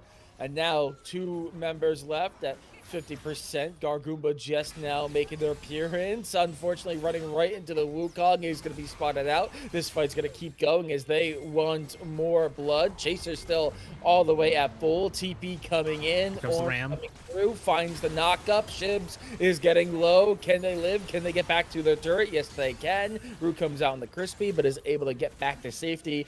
Drake is up. And Naysayer, notably, still at full, no ultimate to play for, but I think the damage is going to be in their favor, especially when you have both AHOP and Viva to hold the line behind them. Here we go. TP's coming in. The Hui is here, and Gargoomba is not going to let this dragon go quietly. Chaser still in the pit. No flash available. Is going to get head charged into that wall, and it's going to be enough. 1,000 gold, though. I believe going the way of the Leona, so that shutdown not at all where you wanted for Lotus, but pings onto the Baron as the red side trying now to put an anchor on the back of this Elysium side. But it might be tough. You have double mage. You don't have the paranoia. I guess you have the paranoia available now for Shibs, but you have double mage, and taking Baron is so tough to do, even though the AD carry of Elysium is down. You're going to have to deal with the poke coming from Naysayer. You're going to have to look from the potential engage as well from Dirty Brains constantly as Winyan trying to keep him away, but it might not be enough. We could see the health of the Baron. I think it's only about half HP. Okay. Wow, really slow as Paranoia comes through nearsighted. They're trying to deal with the biggest star on the board, but Naysayer is godlike, and they are going to be able to find it. They are going to get shut down eventually, but the Baron's been interrupted. Now here comes Chaser off the respawn, though. The damage is in their favor. Shiv is finding so much value in the backside. Ornn is gonna pop the ultimate. Winion has to route around it, but is gonna put them in an awkward position. They're gonna be found out. Crispy on the run. They are gonna be able to get the scuttle speed up, but Oh my God, it's Duddy not almost gonna died. save them. As that is Elysium winning that out. They get the Drake. They win the fight leading into it. They stop the Baron take and then win the fight around the Baron pit. That is a massive swing for Elysium. That's exactly the kind of situation where they need to win to get the advantage. But notably, again, like you said, it's not crazy. It's still just about a 3K Oh, that mid gold tower is lead. gonna live. Oh, there's not gonna be a single structure taken. It's just gonna be kill gold going the way of Elysium. Yeah. The map pressure is gonna remain exactly the same. As we take a look now at this replay, a very nice engagement from the side of Lotus to start it out. I think Winion was doing a very good job trying to zone them away, but the damage is just not there for this Lotus composition. Such is the price you pay for playing double mage. As Ahop doing a good job of going in here. Duddy Brains gets vision on the Baron pit, so it is no longer a safe 50-50. And then Shibs, I think maybe there's a bit of miscommunication from this Lotus side here. Does do a good job, does knock down, Naysayer. Has a great amount of AoE damage coming out from Winion. It's just not enough. And by the time they've used all their ultis available, there's absolutely nothing left on this Lotus side. And they got a little bit too close as Chaser and Duddy are doing a good job pincering, and Viva soaks the entire rest of the damage from this Lotus side. And then with the Call of the Forge God and the Cyclone available to them, it is just a formality at this point. Granted, again, I believe it was only a 4 for 2, I believe, in favor of Elysium. And they didn't knock down a tower. They didn't blow up the game even more than they could have. And there was no objectives taken. And so now the map pressure stays the same as... I mean, this is just damage stats. You know what? You can't fool me. I'm familiar with your game. The biggest problem is for Lotus is the fact that, yeah, sure, they didn't get any objectives off it. It was all kill gold going over to Elysium, but that was more of an extension from the fight previous.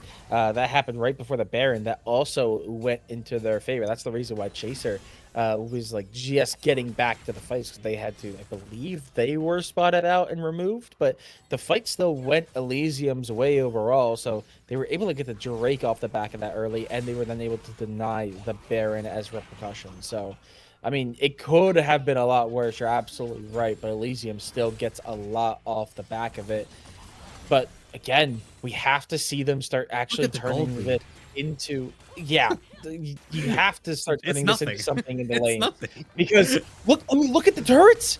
They haven't taken a turret yet. There's a lot of gold for Elysium to take, but the problem is that even the tier 1s aren't particularly weak. I think, 4 turret plates up on top side, 3 on bot. Mid is the weakest at just 1 turret plate left. There's still so much standing gold, but there's still so much damage to do in order to secure it. They have not had any control of lanes, even though they are constantly controlling the fights. But critically, with Dragon spawning now in 20 seconds, the jungle has now been lit up by Lotus. They are trying to control this bot river, trying to stop Elysium from stacking these dragons, because the one thing that Elysium has in their pocket is that they have these 3 dragons, and they have the motive for Lotus to fight them. And now, I'm not sure what the goal of these top laners are. Last game when we were in this spot, Elysium tried to pull a Baron off rip, but I don't think they're going to be able to do this this game, because just like Lotus, their composition... Oh, okay, I was gonna say big engage. Really not. There's nothing. As they go in and immediately back away, that's a long cooldown to not have available, especially when you have the fight for soul coming up here within the next couple of seconds. But at least it's going to be able to help get advantage on the mid lane, create a little bit of space as they prep for this dragon fight. And now the retake. It's slow and steady for Elysium, trying to walk into the fog of vision, trying to dodge all the skill shots from Winion and Crispy. And this truly is a horror game for the blue side here. We shouldn't turn off the vision for the sake of there could be a fight at any moment, but it is truly a fog of war in the spot river. Finally, at 30 minutes into game number 2, the mid tower will fall as Ahop going down to half HP, taking so much damage from the duo as Viva trying to get that upgrade. I believe they got it off with the Okay. help of that Canic Rukern. But the spells are Yeah, flying. yeah, both sides just tried to poke out here, but not quite enough Viva. damage from either of them. Huge flank potential here. Are we seeing just 2 recall? Yeah. Okay, recall and then immediately a comeback as we see them finally get a step towards this Drake. Wukong is going to make their way back, but has to walk. Well, this is So fantastic. it's going to be a 5. A-Hop is Ooh, just A-Hop gets blown one up. Go, walked forward, like you said. It's a horror movie. There's nothing they can do. There's still no Wukong in the pit. Shibs is getting low, has to back away. That is going to be a Goats are lot of down. damage coming out. And Ornn comes through, finds multiple knockups. Viva's still alive. Duddy Duddy isn't Brain dying. Is not. Also now has the GA. That's going to help out tremendously. But there goes Chaser. There's no mana. The mages have no mana. Oh no! They were going so far. The poke is coming back to bite them in the butt as they do not have the means Naysayer. to output the damage. It's gonna be sketchy. It's a full truce across the board, except this final fight where it's a 2v1. It is messy at best. It is filthy and disgusting, but in the end, somehow, some way, Elysium still take the fight, and they're still gonna be able to get the Drake off the back of it. That's gonna be soul, even though it ends up being 3 for 5.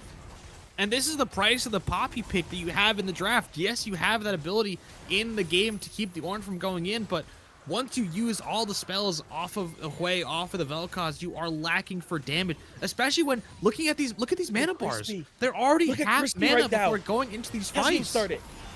They haven't even started the fight yet. They're 40% mana each. Shibs again goes a little bit too far. Sue Baby is nowhere to be seen in this fight until the very end. A great ulti from Chaser keeps their team alive, but all the damage goes on to Viva, who comes out of it 60% HP. Naysayer almost goes down to the way passive popping on Viva, but is able to stay alive long enough to be able to be impactful to this fight later on. And then Duddy Brains, the hero of this fight, in my opinion, keeping alive, keeping the mages distracted the entire time.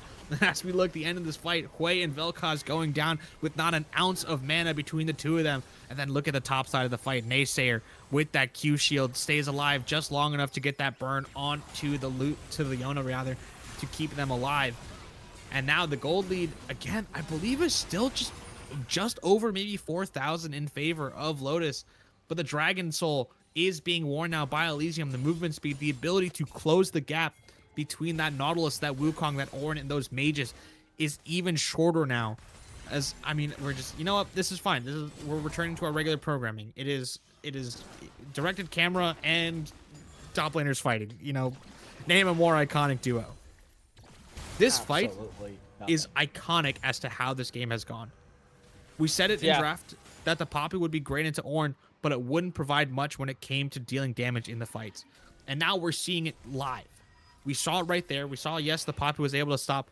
I don't even know what the Poppy stopped, to be honest. I'm pretty sure the Ornn ulti still landed onto 2. I'm sure the Wukong still as well was unperturbed going onto the back line.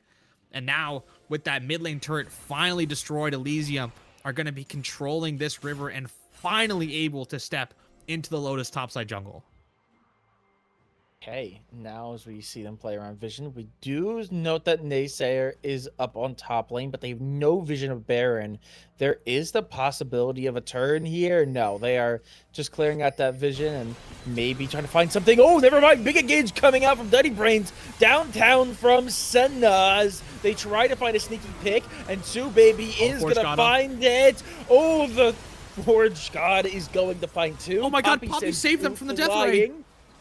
Yeah, that is very Chips? unfortunate wombo combo. What is happening on mid? What is happening? Naysayer has to pop Zanyas. I don't think there's anyone who can save him. No. Is going to find something, a consolation, also a shutdown. But in the end, they lose enough that despite not having Naysayer, they're just going to start this Baron. But look how slow it is, especially without Naysayer now. The two of them are going to try to hold off the pressure from Lotus, who still has no information. A-Hop, no, okay, yeah, they have to pull off. Chaser now having to get involved. They're not able to do anything to Viva. Viva is just hard tanking the entirety of the team of Elysium, or of the entirety of Lotus. But with Chaser there, they're finally able to get the kill. Are they gonna try to turn back around for Baron, or are they just I gonna believe finally they pull are. away? This should be the I start don't of the think they're TPs coming in damaged. from Winyan. No, they're starting. What? Okay, Okay. they're gonna be able to get it, but there's no way. What is I happening? mean, Viva's Viva is still doing a good job tanking. stalling for time. This Ornn is not going to die Yeah. quickly, as now the Dawning Shadow with Paranoia. No, Baron goes no. so low, goes down to 1 Okay. HP. Whoa.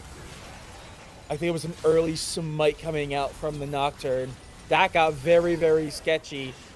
Notably, though, I mean, that probably almost could have got better for Elysium. Double kill now onto the Senna. Lotus has to back away, but because that took so long and that fight was so extended, Naysayer got back up. So now even Naysayer has it. And they're just going to try to go back in, and boom, explode it. There goes the way. Now this mid-tier 2 is not long to the world, especially with the Baron buff. They're finally going to be able to have a say, pop an ultimate, secure the ace, and now they're going marching down mid. I mean, if they just stagger might end in, here. there's I think the it's very possibility possible of for an them to end end here. here. They have Baron. If they are able to find staggered kills, Gargoomba is going to try and walk this one out. They have 8 seconds on the next member for Lotus, but the wave is spawning. And it might be a little bit tough, though. Viva will start taking up these towers. The Ornn, not with the most armor in this game, and now Shiba is alive, has the Paranoia available. Good job from Goomba to knock away the wave, but now the Paranoia is in, but they're hitting 3 different targets. As the entirety of Elysium now trying to take down these tanks will be able to do so. The Leona ulti will only land onto 1, but it will not be enough. The Call of the Forge God will be calling down the defeat of Lotus in game number 2. And Elysium, despite all the pain, despite all of the suffering that they had gone through from the mages, will be able to finally use their team fighting prowess to secure that mid tower. And from that mid tower, they are able to rescue this victory from the jaws of these absolute goddamn mages who are so annoying to deal with. yeah, and I mean, I think we called it like almost play for play at the beginning. We said they were going to lose the laning phase pretty hard, but they were going to win the team fights. I can't think of a single like big team fight that was won by Lotus, but man, did they make it difficult by having so much control of the lanes. I think that played out almost exactly as we expected. And in the end, Elysium are able to just hang on long enough. I mean, they were being pushed. I mean, Viva, we saw them, what they were doing on the bottom side, those wet noodle fights that we saw, that was them just trying to defend the tier 2. They were 1 turret away from having them knock on their door, but they hold on long enough. Some really good macro play, some very messy team fights from Lotus as well as Elysium. Honestly, it did not look perfect from either side, especially towards the end there where AHOP was trying to do what they had been doing all game. But by the time late game came around, AHOP was just getting exploded anytime they walked through a bush and dry peeked it.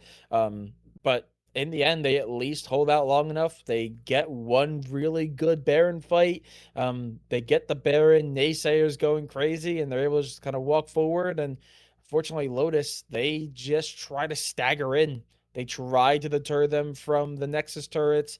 Elysium aren't willing to back away. It ends up becoming a 3v5, and once the 3 are dealt with, it becomes a very slow stagger, and Lotus had no means to have say in the final like minute of the game. So I mean, if Elysium back away there, that game could keep going, and who knows what happens. But Elysium, they know, nope, there's about 20 more seconds until 1 more player spawns up. We have the damage to deal with these 3. We're just going to keep pushing forward despite the Nexus turrets. And that macro play is what wins them the game. Yeah, that macro play, that sense of security, that confidence in their composition to play together as a team. Chaser and Naysayer are doing a great job of making sure that they are, staying in it long enough with regard to getting themselves gold. Duddy did a good job of really guaranteeing that when they were going to be able to finally join a fight, that they were absolutely strong enough to deal with those mages. And then I think credit has to go to AHOP as well. I mean, primarily, in my opinion, for constantly being there, constantly looking for ways to start fights and blow summoners to make the critical fights happen later on in the game. And I know, I doubted this team to start. I still think Senna into Mages is very rough, but I think Elysium showed us exactly why the champion is still so strong, especially when you pair it along such great team fighters with that Wukong, with that Ornn, and with that Victor. And obviously the Nautilus goes without saying. But 2-0 now. Elysium, Chaser's Ego, looking to go for this sweep potentially, and Lotus now with their backs against the wall. They tried to pull out what seemed to be a trump card. They had this Senna they had this Vel'Koz that looked so good. The Hui as well, looking very solid into the Victor, but it didn't work. The team fighting and the cohesion of this Elysium team was too strong for them to deal with. And now they got a few minutes. They got a few minutes to take a retrospective of these first two games and try and come up with a strategy to get themselves back into the series. It is by no means over for this Lotus squad. They have fought through an entire season to get to this point.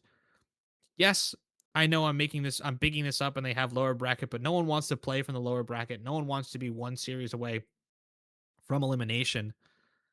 But I mean, they're in this moment now and can only deal with this now. So they're going to take a Oh, break to discuss what's going on in game number 3. We are also real going to take a break ourselves. So stick around. We'll be right real back with a quick, potential deciding matchup of Elysium real Chasers quick. Ego versus Lotus. I've got real quick Oh, announcement. Sorry, Filet just announced it in chat, or I think maybe a couple minutes ago. Just seeing it. Other match CCS 2 is concluded. Theory of Everything 3-0 Gojo's Gym. So Theory of Everything, big win on the final week, big win in the gauntlet, and are now continuing their momentum with a flawless win over on CCS 2. So that's big news going into our final match. Just to keep that in mind. that was a lower bracket run. So Gojo's Gym are out. Yeah. Wow. Some pretty serious stuff. But now, without further ado, we're going to take a short break. So stick around. We'll be right back with the potential decider of Elysium Chasers Ego versus Lotus.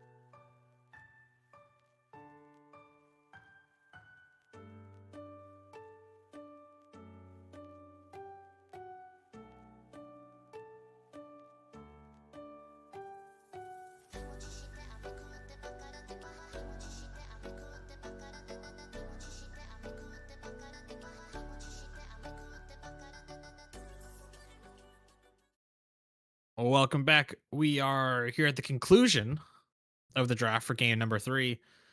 As we take a look across the board, we could take, I think these sides have stayed the same. I think Lotus has stuck it on the red side for this game. We could take a look. Keep in mind the picks are done from outward to the middle.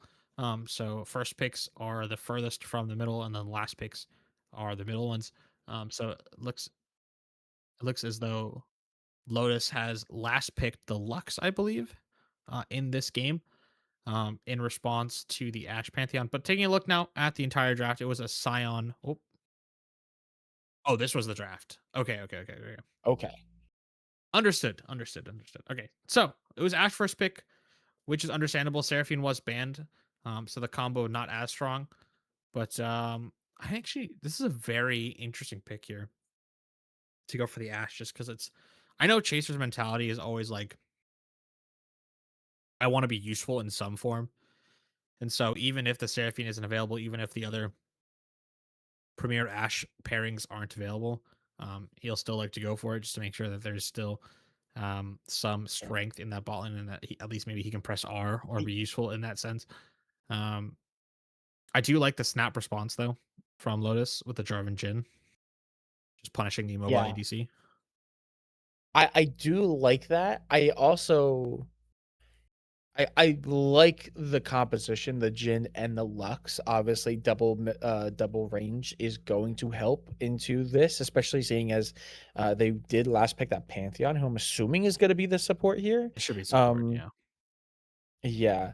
But I do like their response to it because they're going to be able to have that double range into the support melee. And that is actually really good because typically Ashe is really aggressive. She's one of those characters that when you see her paired up with a good support, you're expecting her to put a lot of pressure on her opponents in level 1, in level 2 situations. But with the melee matchup into this double range, it's going to be more difficult for them to do that. Ashe is not going to be able to get as far ahead that in the super early moments of the game. I think Jin and Lux are going to be able to keep the lane state pretty darn neutral. And I think that's actually really good going to the Ashe because Ashe is good and does scale. But it's not like she's a Jin and she's not super, super strong. In the mid game early in the mid game either. She really has a lot of pressure in that early game and then comes online lately into the game. So being able to shut her down at one of her 2 peak points in the game is massive. Plus Jin is just going to be able to keep his lane neutral. I'd imagine a lot of the kill threat's going to come through this Sehen. I'm imagining J4 is going to be sitting towards this top side quite a bit. Yeah, I mean, as we switch over probably to this Elysium side here, I I'm not the biggest fan of Pantheon support, more so with the fact that I don't like wasting the champion on support. I think it is an overpowered jungler. I think the ability to have that skyfall, or that grand skyfall to be able to run around the map is absolutely phenomenal. And with it used in support here, it is certainly a strong champion. But I don't know if it's gonna do the most in this game. I don't know if they were expecting the Lux support. I think they were expecting a support that more so would allow the Jin to just wave clear and be alone in the bot lane. Um, but that's not going to be the case. So it's going to be an aggressive bot coming out from Lotus. And I think that unfortunately, Chaser's ego again is going to be on the losing side of both this top and bot matchup. The mid matchup as well is going to be very tough for the Syndra to deal with. And it's going to be on Duddy to make sure that he's consistently roaming around, keeping impact on these lanes to make up for the fact that I would argue that individually the lanes were outdrafted. Whether compositionally Lotus, works together is yet to be seen. But again, similar to game number 2, though, the composition of Elysium Chaser's ego is very sound. And if they're able to play together and get through the pain parts of the game, it should be very winnable for them. I imagine, unfortunately, Chaser will be the recipient of many a fish. And unfortunately, even if the fish goes wide, it will be very tough for the Ashe to live. Um, but I think Viva is going to be a rock on that top side. Zahen might make it a little bit tough, but the Scion will always be there to clear the waves. The mid laner again on this Syndra will be solid, and then the rest, the trio, the jungle AD carry support, will be looking to constantly apply pressure around the map with the crystal arrows and Skyfall, and just Study Brains being a general nuisance on the population of this Lotus squad. But with that, Soren, anything else before we head to game? No, but I think well, I guess yeah. One, I do think that this game is once again on a timer. I think Scion and Syndra, with their scaling capabilities, put a timer on this game. If this goes late, we have another situation where Elysium just have really good scalers. So, Lotus, I'm expecting to have or try to have a much stronger mid game here, so they can try to close that out early. All right. Well, it is do or die time for Lotus. They want to stick around in this upper bracket. They want to prove that they are a good enough team not to get swept by Elysium. They got one game to do it, and maybe some more after that. But we'll be right back with a short break for the potential finale of Elysium Chasers Ego versus Lotus.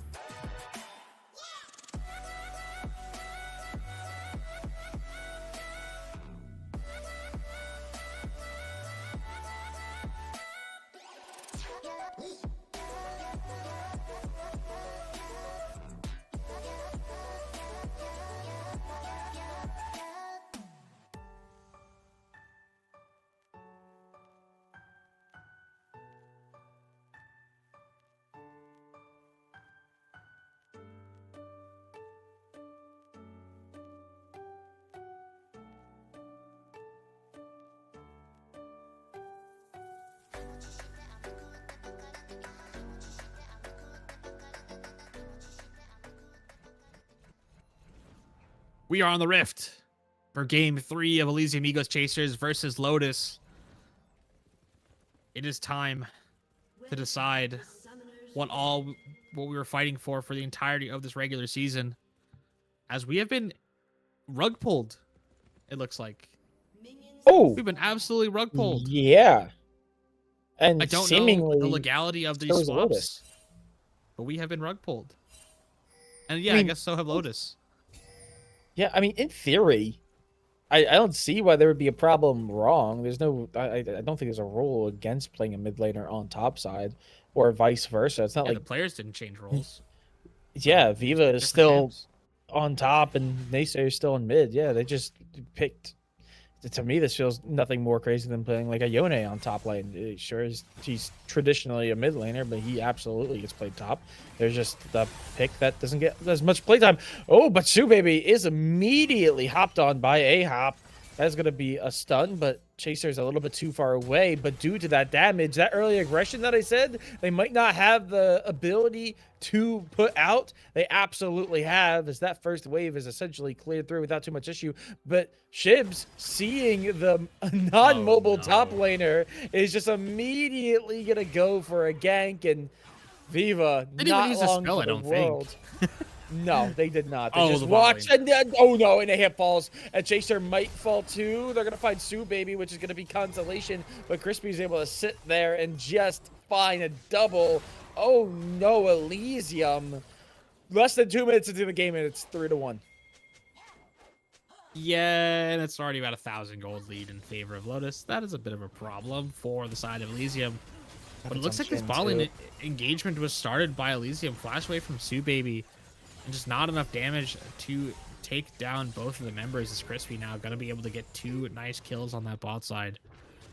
That's a real problem for Elysium. This Jhin is already going to be a problem for you in this game. As Study Braids does not have any push in mid. His flash from Winyan is just going to potentially walk down the jungler for Elysium. Yes, the Xin goes down.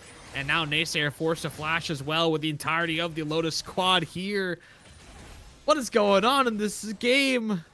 Naysayer goes down. Yeah. And Shibs lives. Yeah, Shibs somehow lives. I was going to say maybe Naysayer is able to find that final pick, but no. That makes this 5-1, less than 3 minutes into the game. There is going to be immediately a TP used by Naysayer. So, I mean, not the end of the world in terms of lost CS, but that's still so much goal. I mean, 3 minutes into the game, 1-0-2 J4, 2-0-0 Fizz, and a 2-0-0 Jhin. This almost feels like a handicap game. How far ahead of Lotus right now? This is the in kind terms of the game where if this were a scrim, you'd ask to remake. Yeah. Because, I mean, I can't even say it's the type of scrim you'd ask to remake, because traditionally that happens when you try and go for something absurd and it doesn't work and you do something that loses you the game instantly. This has sort of just been Lotus outplaying Elysium, as now Winyan is going to be taking up those entire minions, but drops them with the troll pull there, as Naysayer now going to be walking this one down, trying to get some damage back. As the Decimating Smash will land onto Fizz, but not enough damage. No flashes on either mid laners. Now Gargoomba trying to get some trades on the top side. But gets a nice chunk onto Viva. Viva, who's just taking advantage of that range to try to get some damage down. But we are talking about Zahend here, who also does have their passive. So it's a very difficult spot, because even if you do get the advantage off the back of that range, you could get the kill, but there's a good chance that this Zahin's just going to come back up and be a problem in just a couple of seconds' time. Meanwhile, we do see J4 putting some presence down, is going to be spotted out on bot side, notably with just 25 seconds left till first strike. You'd imagine maybe J4 stays in the area, but no, it actually looks like they're going to go for a clear real quick, hoping and banking on the fact that Xin Zhao is doing something similar and not going for the Drake themselves, seeing as they have no vision of River on bot side. Yeah, I mean, I will say the jungle CS is still very even, and so there is still a chance for Elysium to slow down the pace of this game, and return it back to their favor. Because again, they still scale very well if they're able to get out of these tough lanes in this tough early game state. But they have not been doing anything to help them in this sense, as Viva is level 6, was forced to base once, has no TP available, and is now stuck with absolutely not a shred of mana in their lane, and their jungler's pathing away, and Shivs is just looking to add one more to their collection. Flash still available on Viva as the wave slowly approaches the Elysium Tower, and this Syndra does not know what is waiting for her on the other side of this wall. Another one. As that is going to be another gank. Pops all unnecessary, but okay. That is going to be massive. Another kill goes over, I believe, to the Zahin. Yeah, so Zahin is able to get a kill there. As now it just looks like Elysium are bleeding early. They need to find some stabilization here. They need to find some value, a win, and it might come through here. Crispy is hard targeted. Here comes a Zinzao. Ignite through, knocked airborne, and that is going to be the shutdown onto the Jhin. It goes over to the Zinzao, which is one of the better options on the board. Zinzao's going to stay to help get this bot lane in a better position. I mean, it's about as good as you can get, especially as it also costs both of the sums for Crispy. So pretty good win on the bot side, but it's not going to close the gap. It's just, it's tough, you know. You go into game 3, you're 2 games up.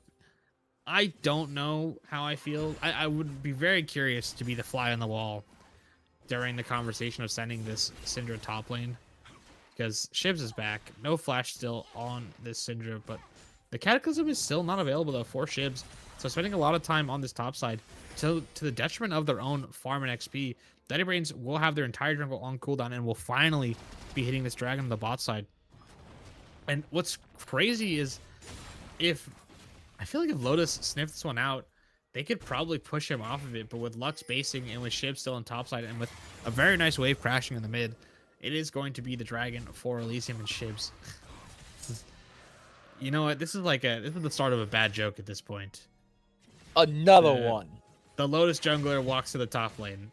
What do you think happened? Oh, nothing? I'm not surprised because we keep showing on top. Value at. Yeah, exactly. We get add value for clearing that ward, and that's it. And now we're even more delayed to our camps. And I know I sound a little bit annoyed about this, but I mean, it's just Shivs wasting time. It is technically a good idea to try and punish the Syndra, but the way he's going about it is not very efficient, and it creates an opportunity potentially for Daddy Brain to make an impact onto the map. But Naysayer is here just to help this wave. Should be fine. Should just wants to get the crash. Yeah. There is now also the J4 coming in behind, but Jin Zhao also coming through. Naysayer getting pulled away. I don't think Daddy Brains has been spotted. I don't even know if it's really needed because Shibs is just gone. Gargoomba has to back away, knocked up, can't get away, and that is going to be another kill. Massive swing back into the favor. Ahop does fall to Crispy there. Not amazing. Or excuse me, Other way around. Never mind. That is amazing. As now it's 5-6. They're also going to be able to get grubs off the back of it. Elysium went from being down and out of this game to being ahead on gold. What has happened to Lotus? Oh my. I just want to say this for posterity. If Naysayer watches this VOD back, I'll say it after this. This very nice engage from Ahop. Just no respect from the bush. From the press, the attack on this Pantheon. Very nicely well done. No flash, no cleanse onto Crispy. And the Pantheon showing exactly why it is so strong. Just getting that extra kill going their way. And the Pantheon is going to be working towards... nice flash from Naysayer. Going to be able to walk that one out. As Shibs, again, is just ganking on repeat.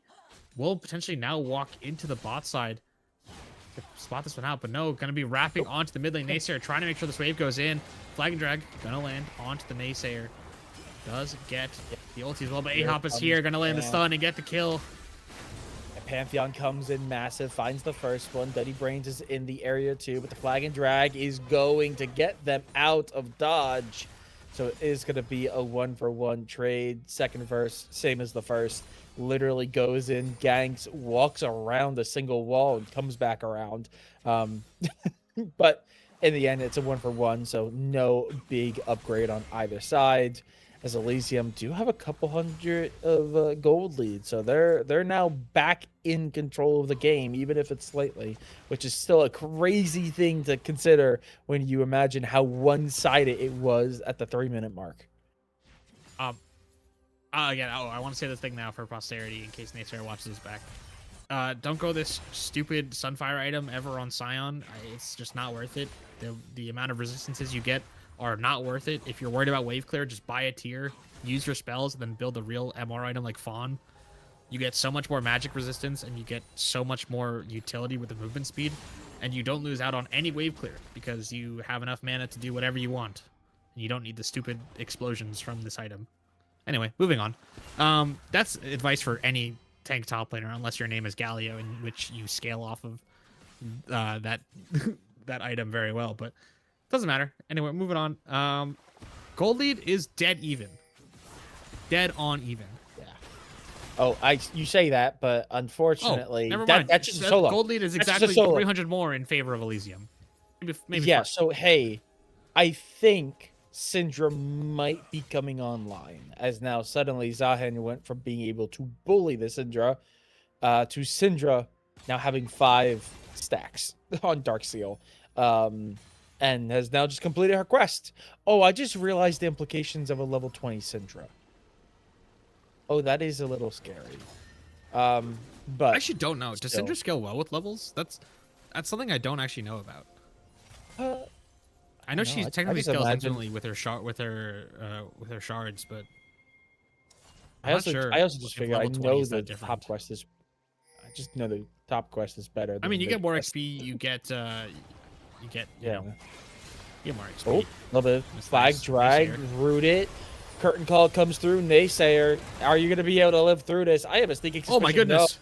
Oh, we get sent right as chaos unfolds. Scion's going to be able to do a little bit, but the double kill coming out from the Fizz is massive. Duddy Brains is able to land on the Crispy, tries to go in, tries to find the pick, won't be able to do so. Reinforcements come in. Ash trying to slow them up and do some damage. It's going to get the quest in the end. Double kill for the Xin Zhao. Very, very sketchy across the board, as I think it's a 3-for-2 in favor of Lotus for the time being. Chaser has to back away. A lot of low health bars, though. Drake is up if Lotus want to just turn, but without their jungler, it looks like they're just going to go back and try to get some presence down on bot side. Yeah, as we take a look at this one again, it's just, I mean, it is a nice engage from Shibs and a very nice ulti over the top. But Naysayer just not tanky enough, only with that 1 MR item to their name. A good arrow to interrupt that 4th curtain call shot from Crispy, but it's just not enough as a double kill going the way of Winyan. Gives that Fizz that just a little bit more gold as Duddy. Again, trying to go in, but just not enough. Goes too far, uses their ulti too early, and it's just, ooh, I mean, again, goes down, yes, for sure. Gets that double kill. And then again, it's just the slow chase as Chaser walks that one away. But I believe it was Dragon taken for the side of no one yet. As, Yeah, it's I surely would have thought that someone would have come poke. back to it, as now Ahop gets caught. Second verse. Same as the first, whole lot nastier, whole lot worse, as Ahop is immediately blown up down to less than a quarter. They have no vision of Drake, but you would imagine everyone knows what's happening in the darkness over there, as we do see the jungler up on top side. Duddy Brains doing a little bit of counter jungling. You on Naysayer is going to roam up the top, and oh no, Gargoomba, you might not be as safe under that tower as you would imagine. Here comes the Scion. The Ash Arrow just God, all the barely stuns missed are going wide. Oh my god. but it doesn't matter. It's a 3 on 1. Viva No goes- Viva, no Viva, no! It's an execute. We're fine. It's an execute. Okay, Not a problem. I thought that. It's you know what? This is Okay, like this is like toying with your food type stuff where you want to make them feel like they got to win back, even though you really didn't give them much. I actually don't know. Okay. Ahab is just Ahab, bye bye. Go. Is the shark on the ground Just somewhere? explode it. is. Oh, and never mind. Is Shib's gonna? Oh, barely. Shib's barely survives, but will be able to survive. Should Chips? Okay. Gets the W shield. okay, Should be fine. it does. Okay, that's fine. That's fine. Yeah, yeah. Got a little sketchy there. Well, that turret's just barely hanging on. Never mind. It is gone. Wow, a little bit of sketchiness across the board. Still a gold lead, though, for Elysium, despite it all. Lotus still up in kills now, and they're going to take that turret, which is going to help close the gap a little bit. Viva now making their way. I mean, most of the quests have been wrapped up at this point, so we're going to see a lot more lane swaps coming through. This is kind of just the first sign of it. Yeah, I mean, I'm surprised Naysayer is still in the mid lane with how long the quests have been finished for Chaser and Viva. This is one of those situations where I guess it doesn't matter. Viva should be in the side lane. Naysayer will be in the side, but Elysium, having learned the strat from last game of killing the mid tower, are going to try very hard to make sure they knock this one down here and now. As Flagon Jack going to miss, and Naysayer's taking so much damage, has no armor to their name besides that Chain Vest flash now from Sue Baby. Oh, but here comes the Fizz, who's gonna go in. Xin Zhao. Maybe a little bit too far, has to immediately back away, but does at least make this a 5v5, as we also see the Syndra make their way down with the Zahen. But in the end, everyone just trades some CDs and backs away. But that mid-tier one barely hanging on. Winion almost running into a low member of Elysium, but they're able to get out in time. A little bit of a scuffle. Viva in an awkward position. Melee range for this caster is not amazing. Stun comes through off the scatter. But here comes Dirty Brains. Can Gargora survive? CC immune gets locked in. Pantheon to cut off the means of Digress. And that is going to be one dead top laner as Gargoomba is found. Gotta be careful though now. Pantheon is sprinting down the river as Naysayer is going to find Shibs. And so the entire support system of this mid lane push has been found and spotted out. And Crispy's going to double down and walk into the bot lane jungle. The Shibs now trying to find their escape. Will flag and drag into the fog of war, but the Ash Hawk shot will spot them.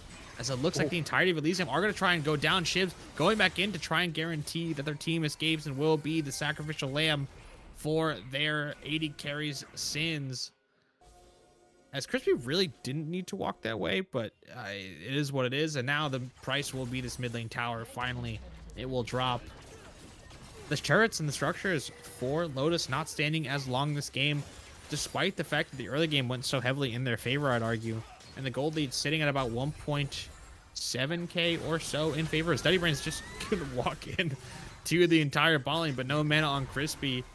As this Jhin does not care. Daddy forced a flash. Doesn't have enough mana for the W. I think it's called Captive Audience, if I'm not mistaken. Or is that the E? The E or the W? That is going to be a lot sent. I mean, 1 minute now on the clock as it is Mountain Soul once again. So 2 times we have had the Mountain Soul in play here, as it's now 12-12, about 1,000 to a little bit more in terms of gold advantage over to Elysium. Looks like everyone on blue side is slowly making their way back, picking up any items or components that they can, because they know this is going to be a skirmish. It's a one-on-one on Drakes. Both sides are going to want to start stacking. Elysium has been doing a really good job, so you imagine no matter what, they want to get this Drake available to them. As we see what looks like maybe they were trying to go for a death ball, but they're immediately going to be spotted in the ward. Gargoomba with this TP is going to be able to take a lot on that top side as the rest of the team on blue is prepping for this Drake. Oh, is this? Yeah. Oh, this is the gauge. Oh, that's just one dead Lux. Oh my god, they both get caught. That's Drake. I don't think there's anything Lotus can do now. That's just Drake. Easily Drake. Might even be bot push. It should be Drake and Herald if Elysium are playing the timers correctly. But they are for sure going to start the Drake. Syndra will be going to collect that top wave. I don't know what happened with Crispy. I have to assume that his camera was somewhere else when that Scion ulti came in. Because they had both cleanse and flash, so even when you get hit by the Scion ulti, you are technically stunned by it. So he could have cleanse flashed away to not get knocked up again, but I'd argue for the second dragon of the game for Elysium in a fight that you most definitely would probably die, even if you flash away, it's probably not worth blowing both your summoners. So, it is what it is. It's the price you pay for your bot lane getting caught, and them keeping their summoners is probably best for the game state. The play was lost from the moment that Ash Arrow hit your support, and yeah, you live / keep your spells to fight another day. And I am curious, is there a reason, Romeo? Can we swap back to neutral vision, because we currently only are on blue side vision? As Gargoomba getting engaged on, TP coming in from Fizz. Yeah.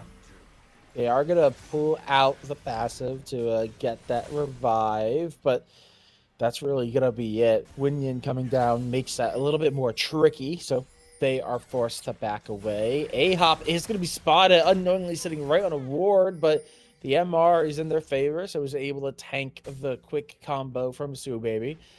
Notably, we do have Baron on the field, so that is going to be something to take into consideration here, as both teams obviously would want it, and it's about 3.5 minutes until the next Drake. If there is a skirmish that goes the way of either side, you'd imagine both teams are going to be looking for that possibility, though it also might be a little bit too early. I don't know if either of these teams really have the damage available to them right now. Oh, that did not look like it hit the deluxe, but I mean, I doubt Elysium are going to be that upset by it. Oh, the Decimating Smash. Airborne, and that is just going to be Sue Baby gone, done, dusted. Chaser finds another pick, 3, 2, and 6 now with a bounty. They're going to be feeling pretty good, and without Lux, that is a lot of CC that is taken away from Lotus. They might go hunting for more as everyone's making their way towards that top side. It shouldn't be Baron, but it should absolutely be a favorable situation for Elysium. They pulled the members of Lotus around enough to the point where this bot tower should fall shortly. Not quite at the moment, but it will fall shortly in the next few minutes or so, as Naysayer just continues to play on the spot side. Great jobs from the Elysium mid laner and AD carry, just trying to continuously catch Sue Baby, who seems to be going on warding expeditions without their jungler and or AD carry, to shove the waves. And so some very nice picks are happening for this Elysium side. And taking a look at the Lotus items, this sort of just caught my attention. I don't know if you've spotted it yet, Sora, but this Jhin build is going to be very slow to get online.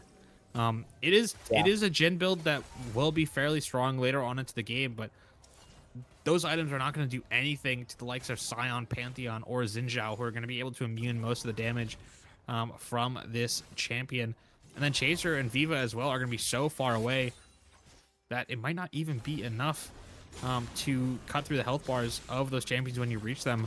I know it is technically the build for now, but I don't actually know if it is the right build to control the mid wave and to control the state of the game. And now we have the 3v3 in mid with Fizz walking down to try and help their team get the push.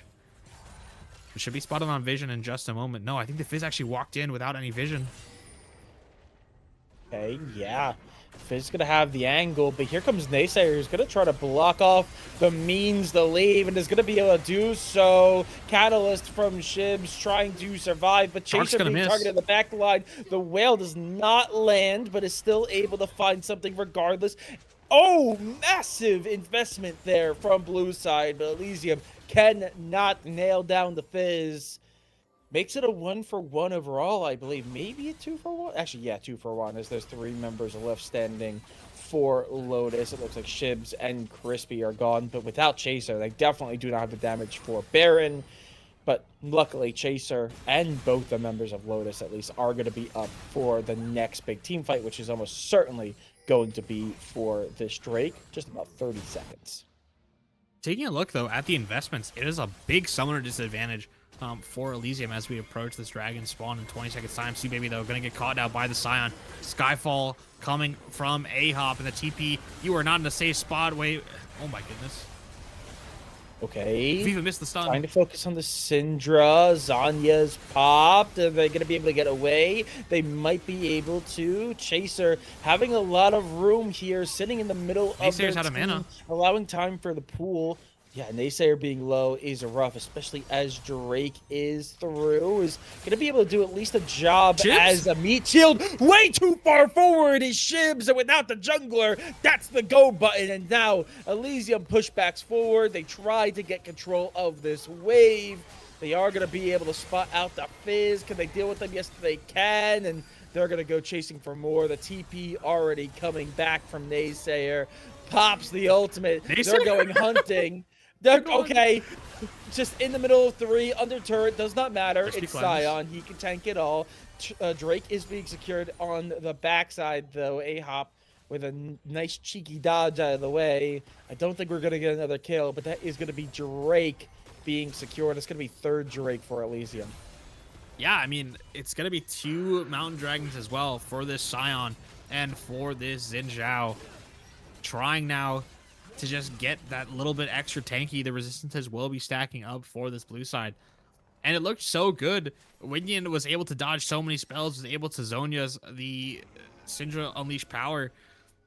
But it did not matter. Even though Naysayer was out of mana, even though the situation looked completely won, it was a lapse in judgment from Shibs and a very nice collapse from Elysium to retake the space in mid and guarantee that they're able to be on this sole point now. And as we take a look at the state of the game, take a look at the items.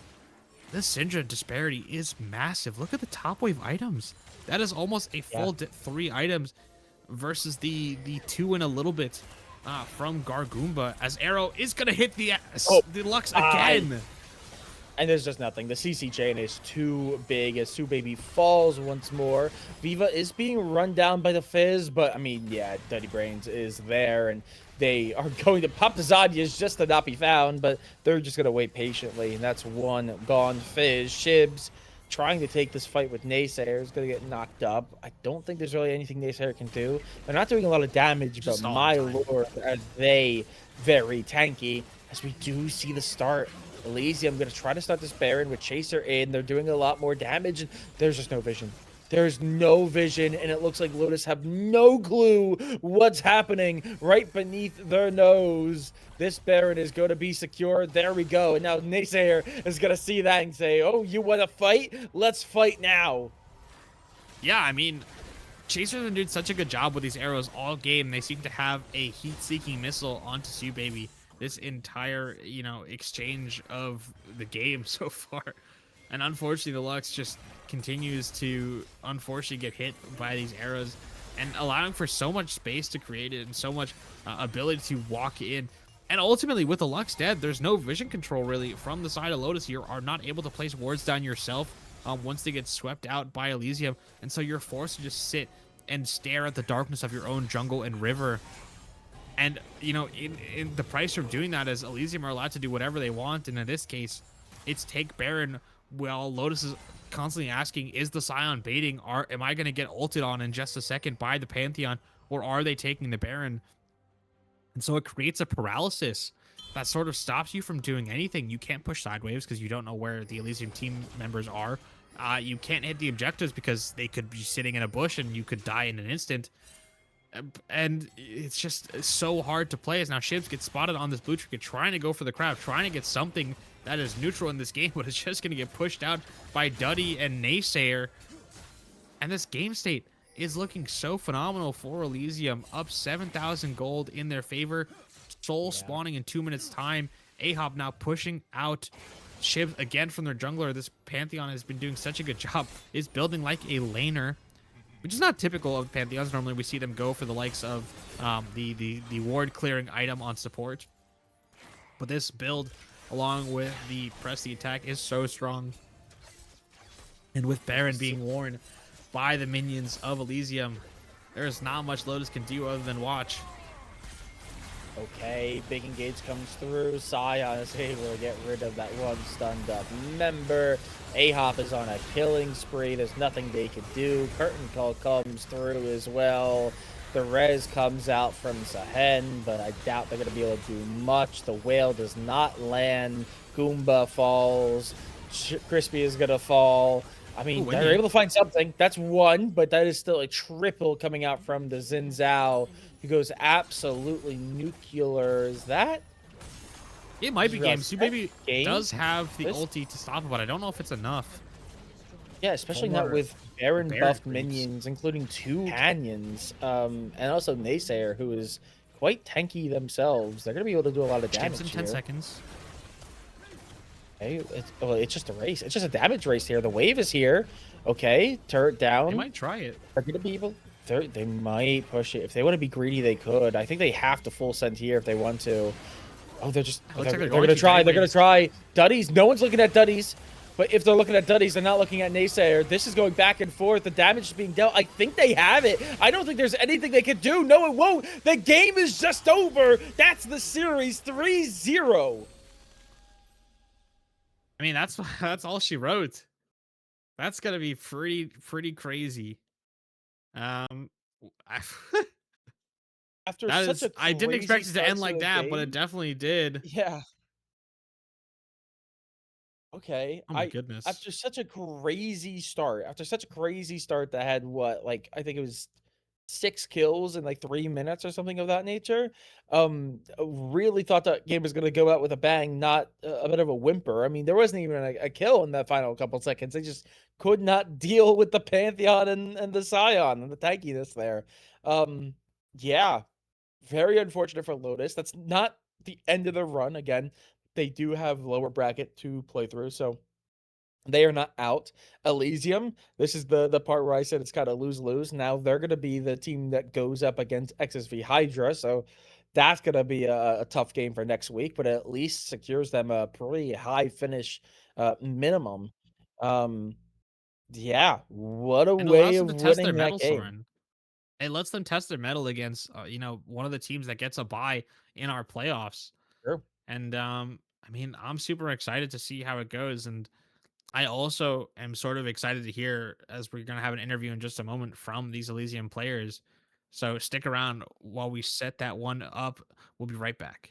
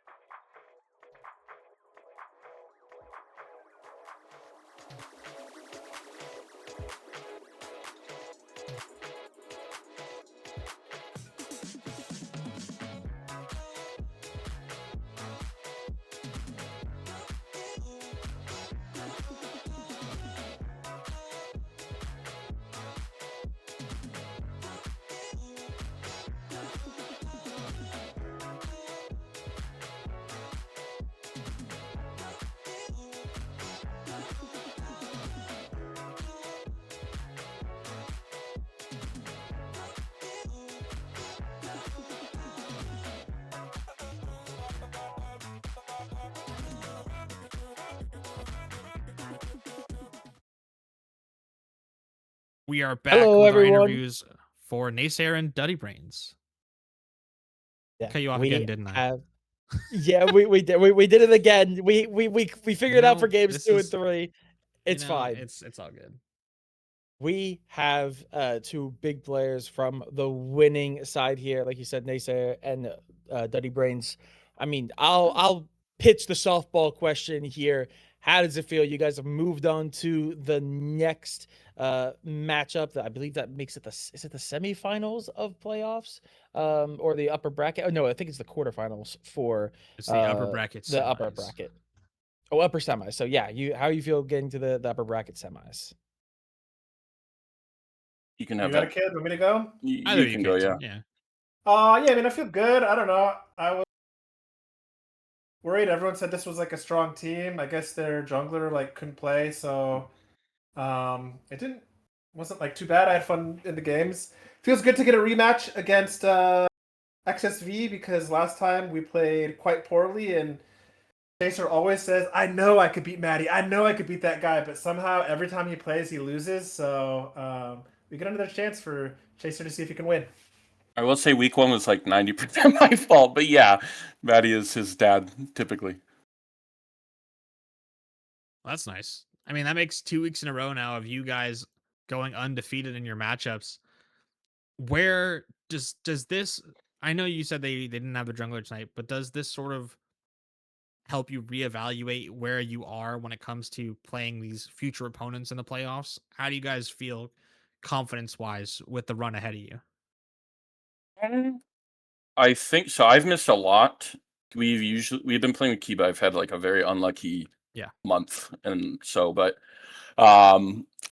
tonight there was a bit of ooga booga, but I think we are really focusing up on this playoff run. And like honestly, like during the regular season, like Redacted was drafting for us a couple games and stuff. Like we were having fun, but now we're very locked in, just ready to go. And I think it showed in our drafts and our communication and stuff. For the most part, like sometimes we int, but it's like this is a D3 cap league, so everyone does. But yeah, fair enough. I guess sort of my question to you, my second question to you, is sort of more about you talked about drafting, more about your approach to the games. I want to talk about game 2 specifically because I sort of lost my mind when it came to sorry redacted is getting mad at me for my comment. When it came to drafting versus mages, you guys seem to not let it affect you very much. Where do you? I sort of know Chaser stance on this, but where do you two value mages in the current meta? And I mean, obviously, you put one top lane tonight, and their effectiveness when it comes to drafting around. do you want that one, Daddy, or me?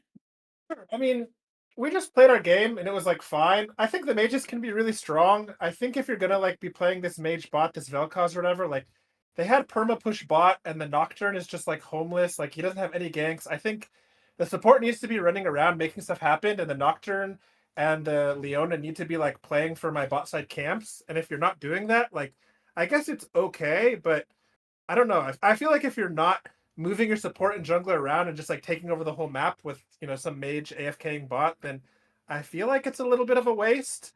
And I think it kind of showed because like they didn't really get any leads anywhere. We went into the mid game like pretty even, and I think our team fight is just like ends up being better and easier. So I just don't think that they like use the way that you should play with those type of drafts really well. Really? Fair enough. Well, I think I've got the final question for you, and it's the one I usually stick to when it's time to close out. It used to stir the pot a little bit. We have a lot of the playoffs left to go. Obviously, you already talked about how you're excited for your matchup against XSV Hydra in general, but right now, the only other team that is eliminated from playoff contention is Gojo's Gym. Every other game still has to be it. So only one of the teams from playoffs have been eliminated. Is there any team still left in playoffs that you are hoping to run into, so you could either get revenge or is there any teams you're hoping to have a game against, and why? I'm just looking forward to the Hydra rematch. Yeah, I want to play against Theory of Everything. PPP talks shit to me all day long, all the time. He's typing to me random crap that I do not give a shit about. And we've bet skins on games that we've played against each other a few times. We're 1-1 currently, so he bought me some like Volley Bear Daddy skin because I beat him last time, and then I played him like a week ago and I had to buy him T1 Ambessa. So I'm looking for the third match so that we can, put to rest this bet. Best of 3 bets. Surely. Okay. Okay, yeah, they've been on quite a run. They 3-0 Gojo's Gym after incredible week 8 and a good run through the gauntlet. So they're gonna be a tough competition. I'm actually personally rooting for them. I think they're doing good. So I would look forward to that matchup as well. But I believe that is going to be all we have. Thank you so much for joining us on the desk. And again, massive congratulations to you and the rest of the team for making it through. I don't know if you'll be on one of the stream matchups next week. I probably with XSV Hydra. So hopefully we see you next we're week. paying for Flay, so we will be. Yeah. Absolutely. Then yeah, we look forward to see how you Allegedly. perform on stream next week. Allegedly. Can I have one shout you. out? Yeah, absolutely. Take Yes. it. Two, sorry. First, our draft and analytic prep coach Redacted. We couldn't be here without him. So Yeah, shout out that guy. And then you also, said you apologize for Redacted drafting first, but Redacted is the GOAT. yeah, I only did it to Redacted, banter. All right, Redacted should know this. I was doing it to Fair enough. banter. all I'm saying is we were in the upper bracket and Redacted was drafting for us. So how Mickey Mouse is this league? And two, shout out to Viva. He took the Syndro and I didn't want to play into Fizz. So he's series MVP. Saved my mental in the whole series probably. So also fuck Fizz players. That's it. Thank you much. Hey. Goats. Well, big words, big statements. Thank you so much for joining us on the desk. But that is pretty much gonna be it. Septi, any final thoughts from you before I send it out for the night? No, I'm super excited. It's finally playoff time. The matches matter even more here. It's time for everyone to lock in or unfortunately get kicked out. Just want to remind everyone that we are going to have a match streamed, I believe, on Wednesday, same time, same place, on top of whatever lovely things Soren has left to say. But yeah, so come on back. We got some more playoff action, and it's going to be awesome.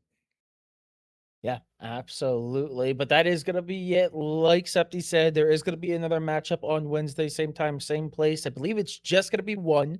I think it's a reschedule. So it's just going to be the one match on Wednesday. Obviously, next week we are going to have a set of matches on the CCS 1 and CCS 2, same time, same place as well. That's Monday. I think for the next maybe even 3 Mondays. I have to check the schedule, but it's going to be quite a while until you run out of CCS. We've still got a long run through the playoffs to go. Make sure you're a part of all the social medias and the Discord so you are up to date with all that information. Of course, massive shout out to the players for putting on a good show, all the TOs for making stuff happen behind the scenes, the production. Massive shout out to MB and Romeo, as always, being the producer and observer. Of course, massive shout out to you as well, Septi, for holding it down as the only caster with a camera, because today I look horrible. But that's going to be it. Thank you so much for watching. We will see you actually on Wednesday. Have a good night. Bye-bye, everyone.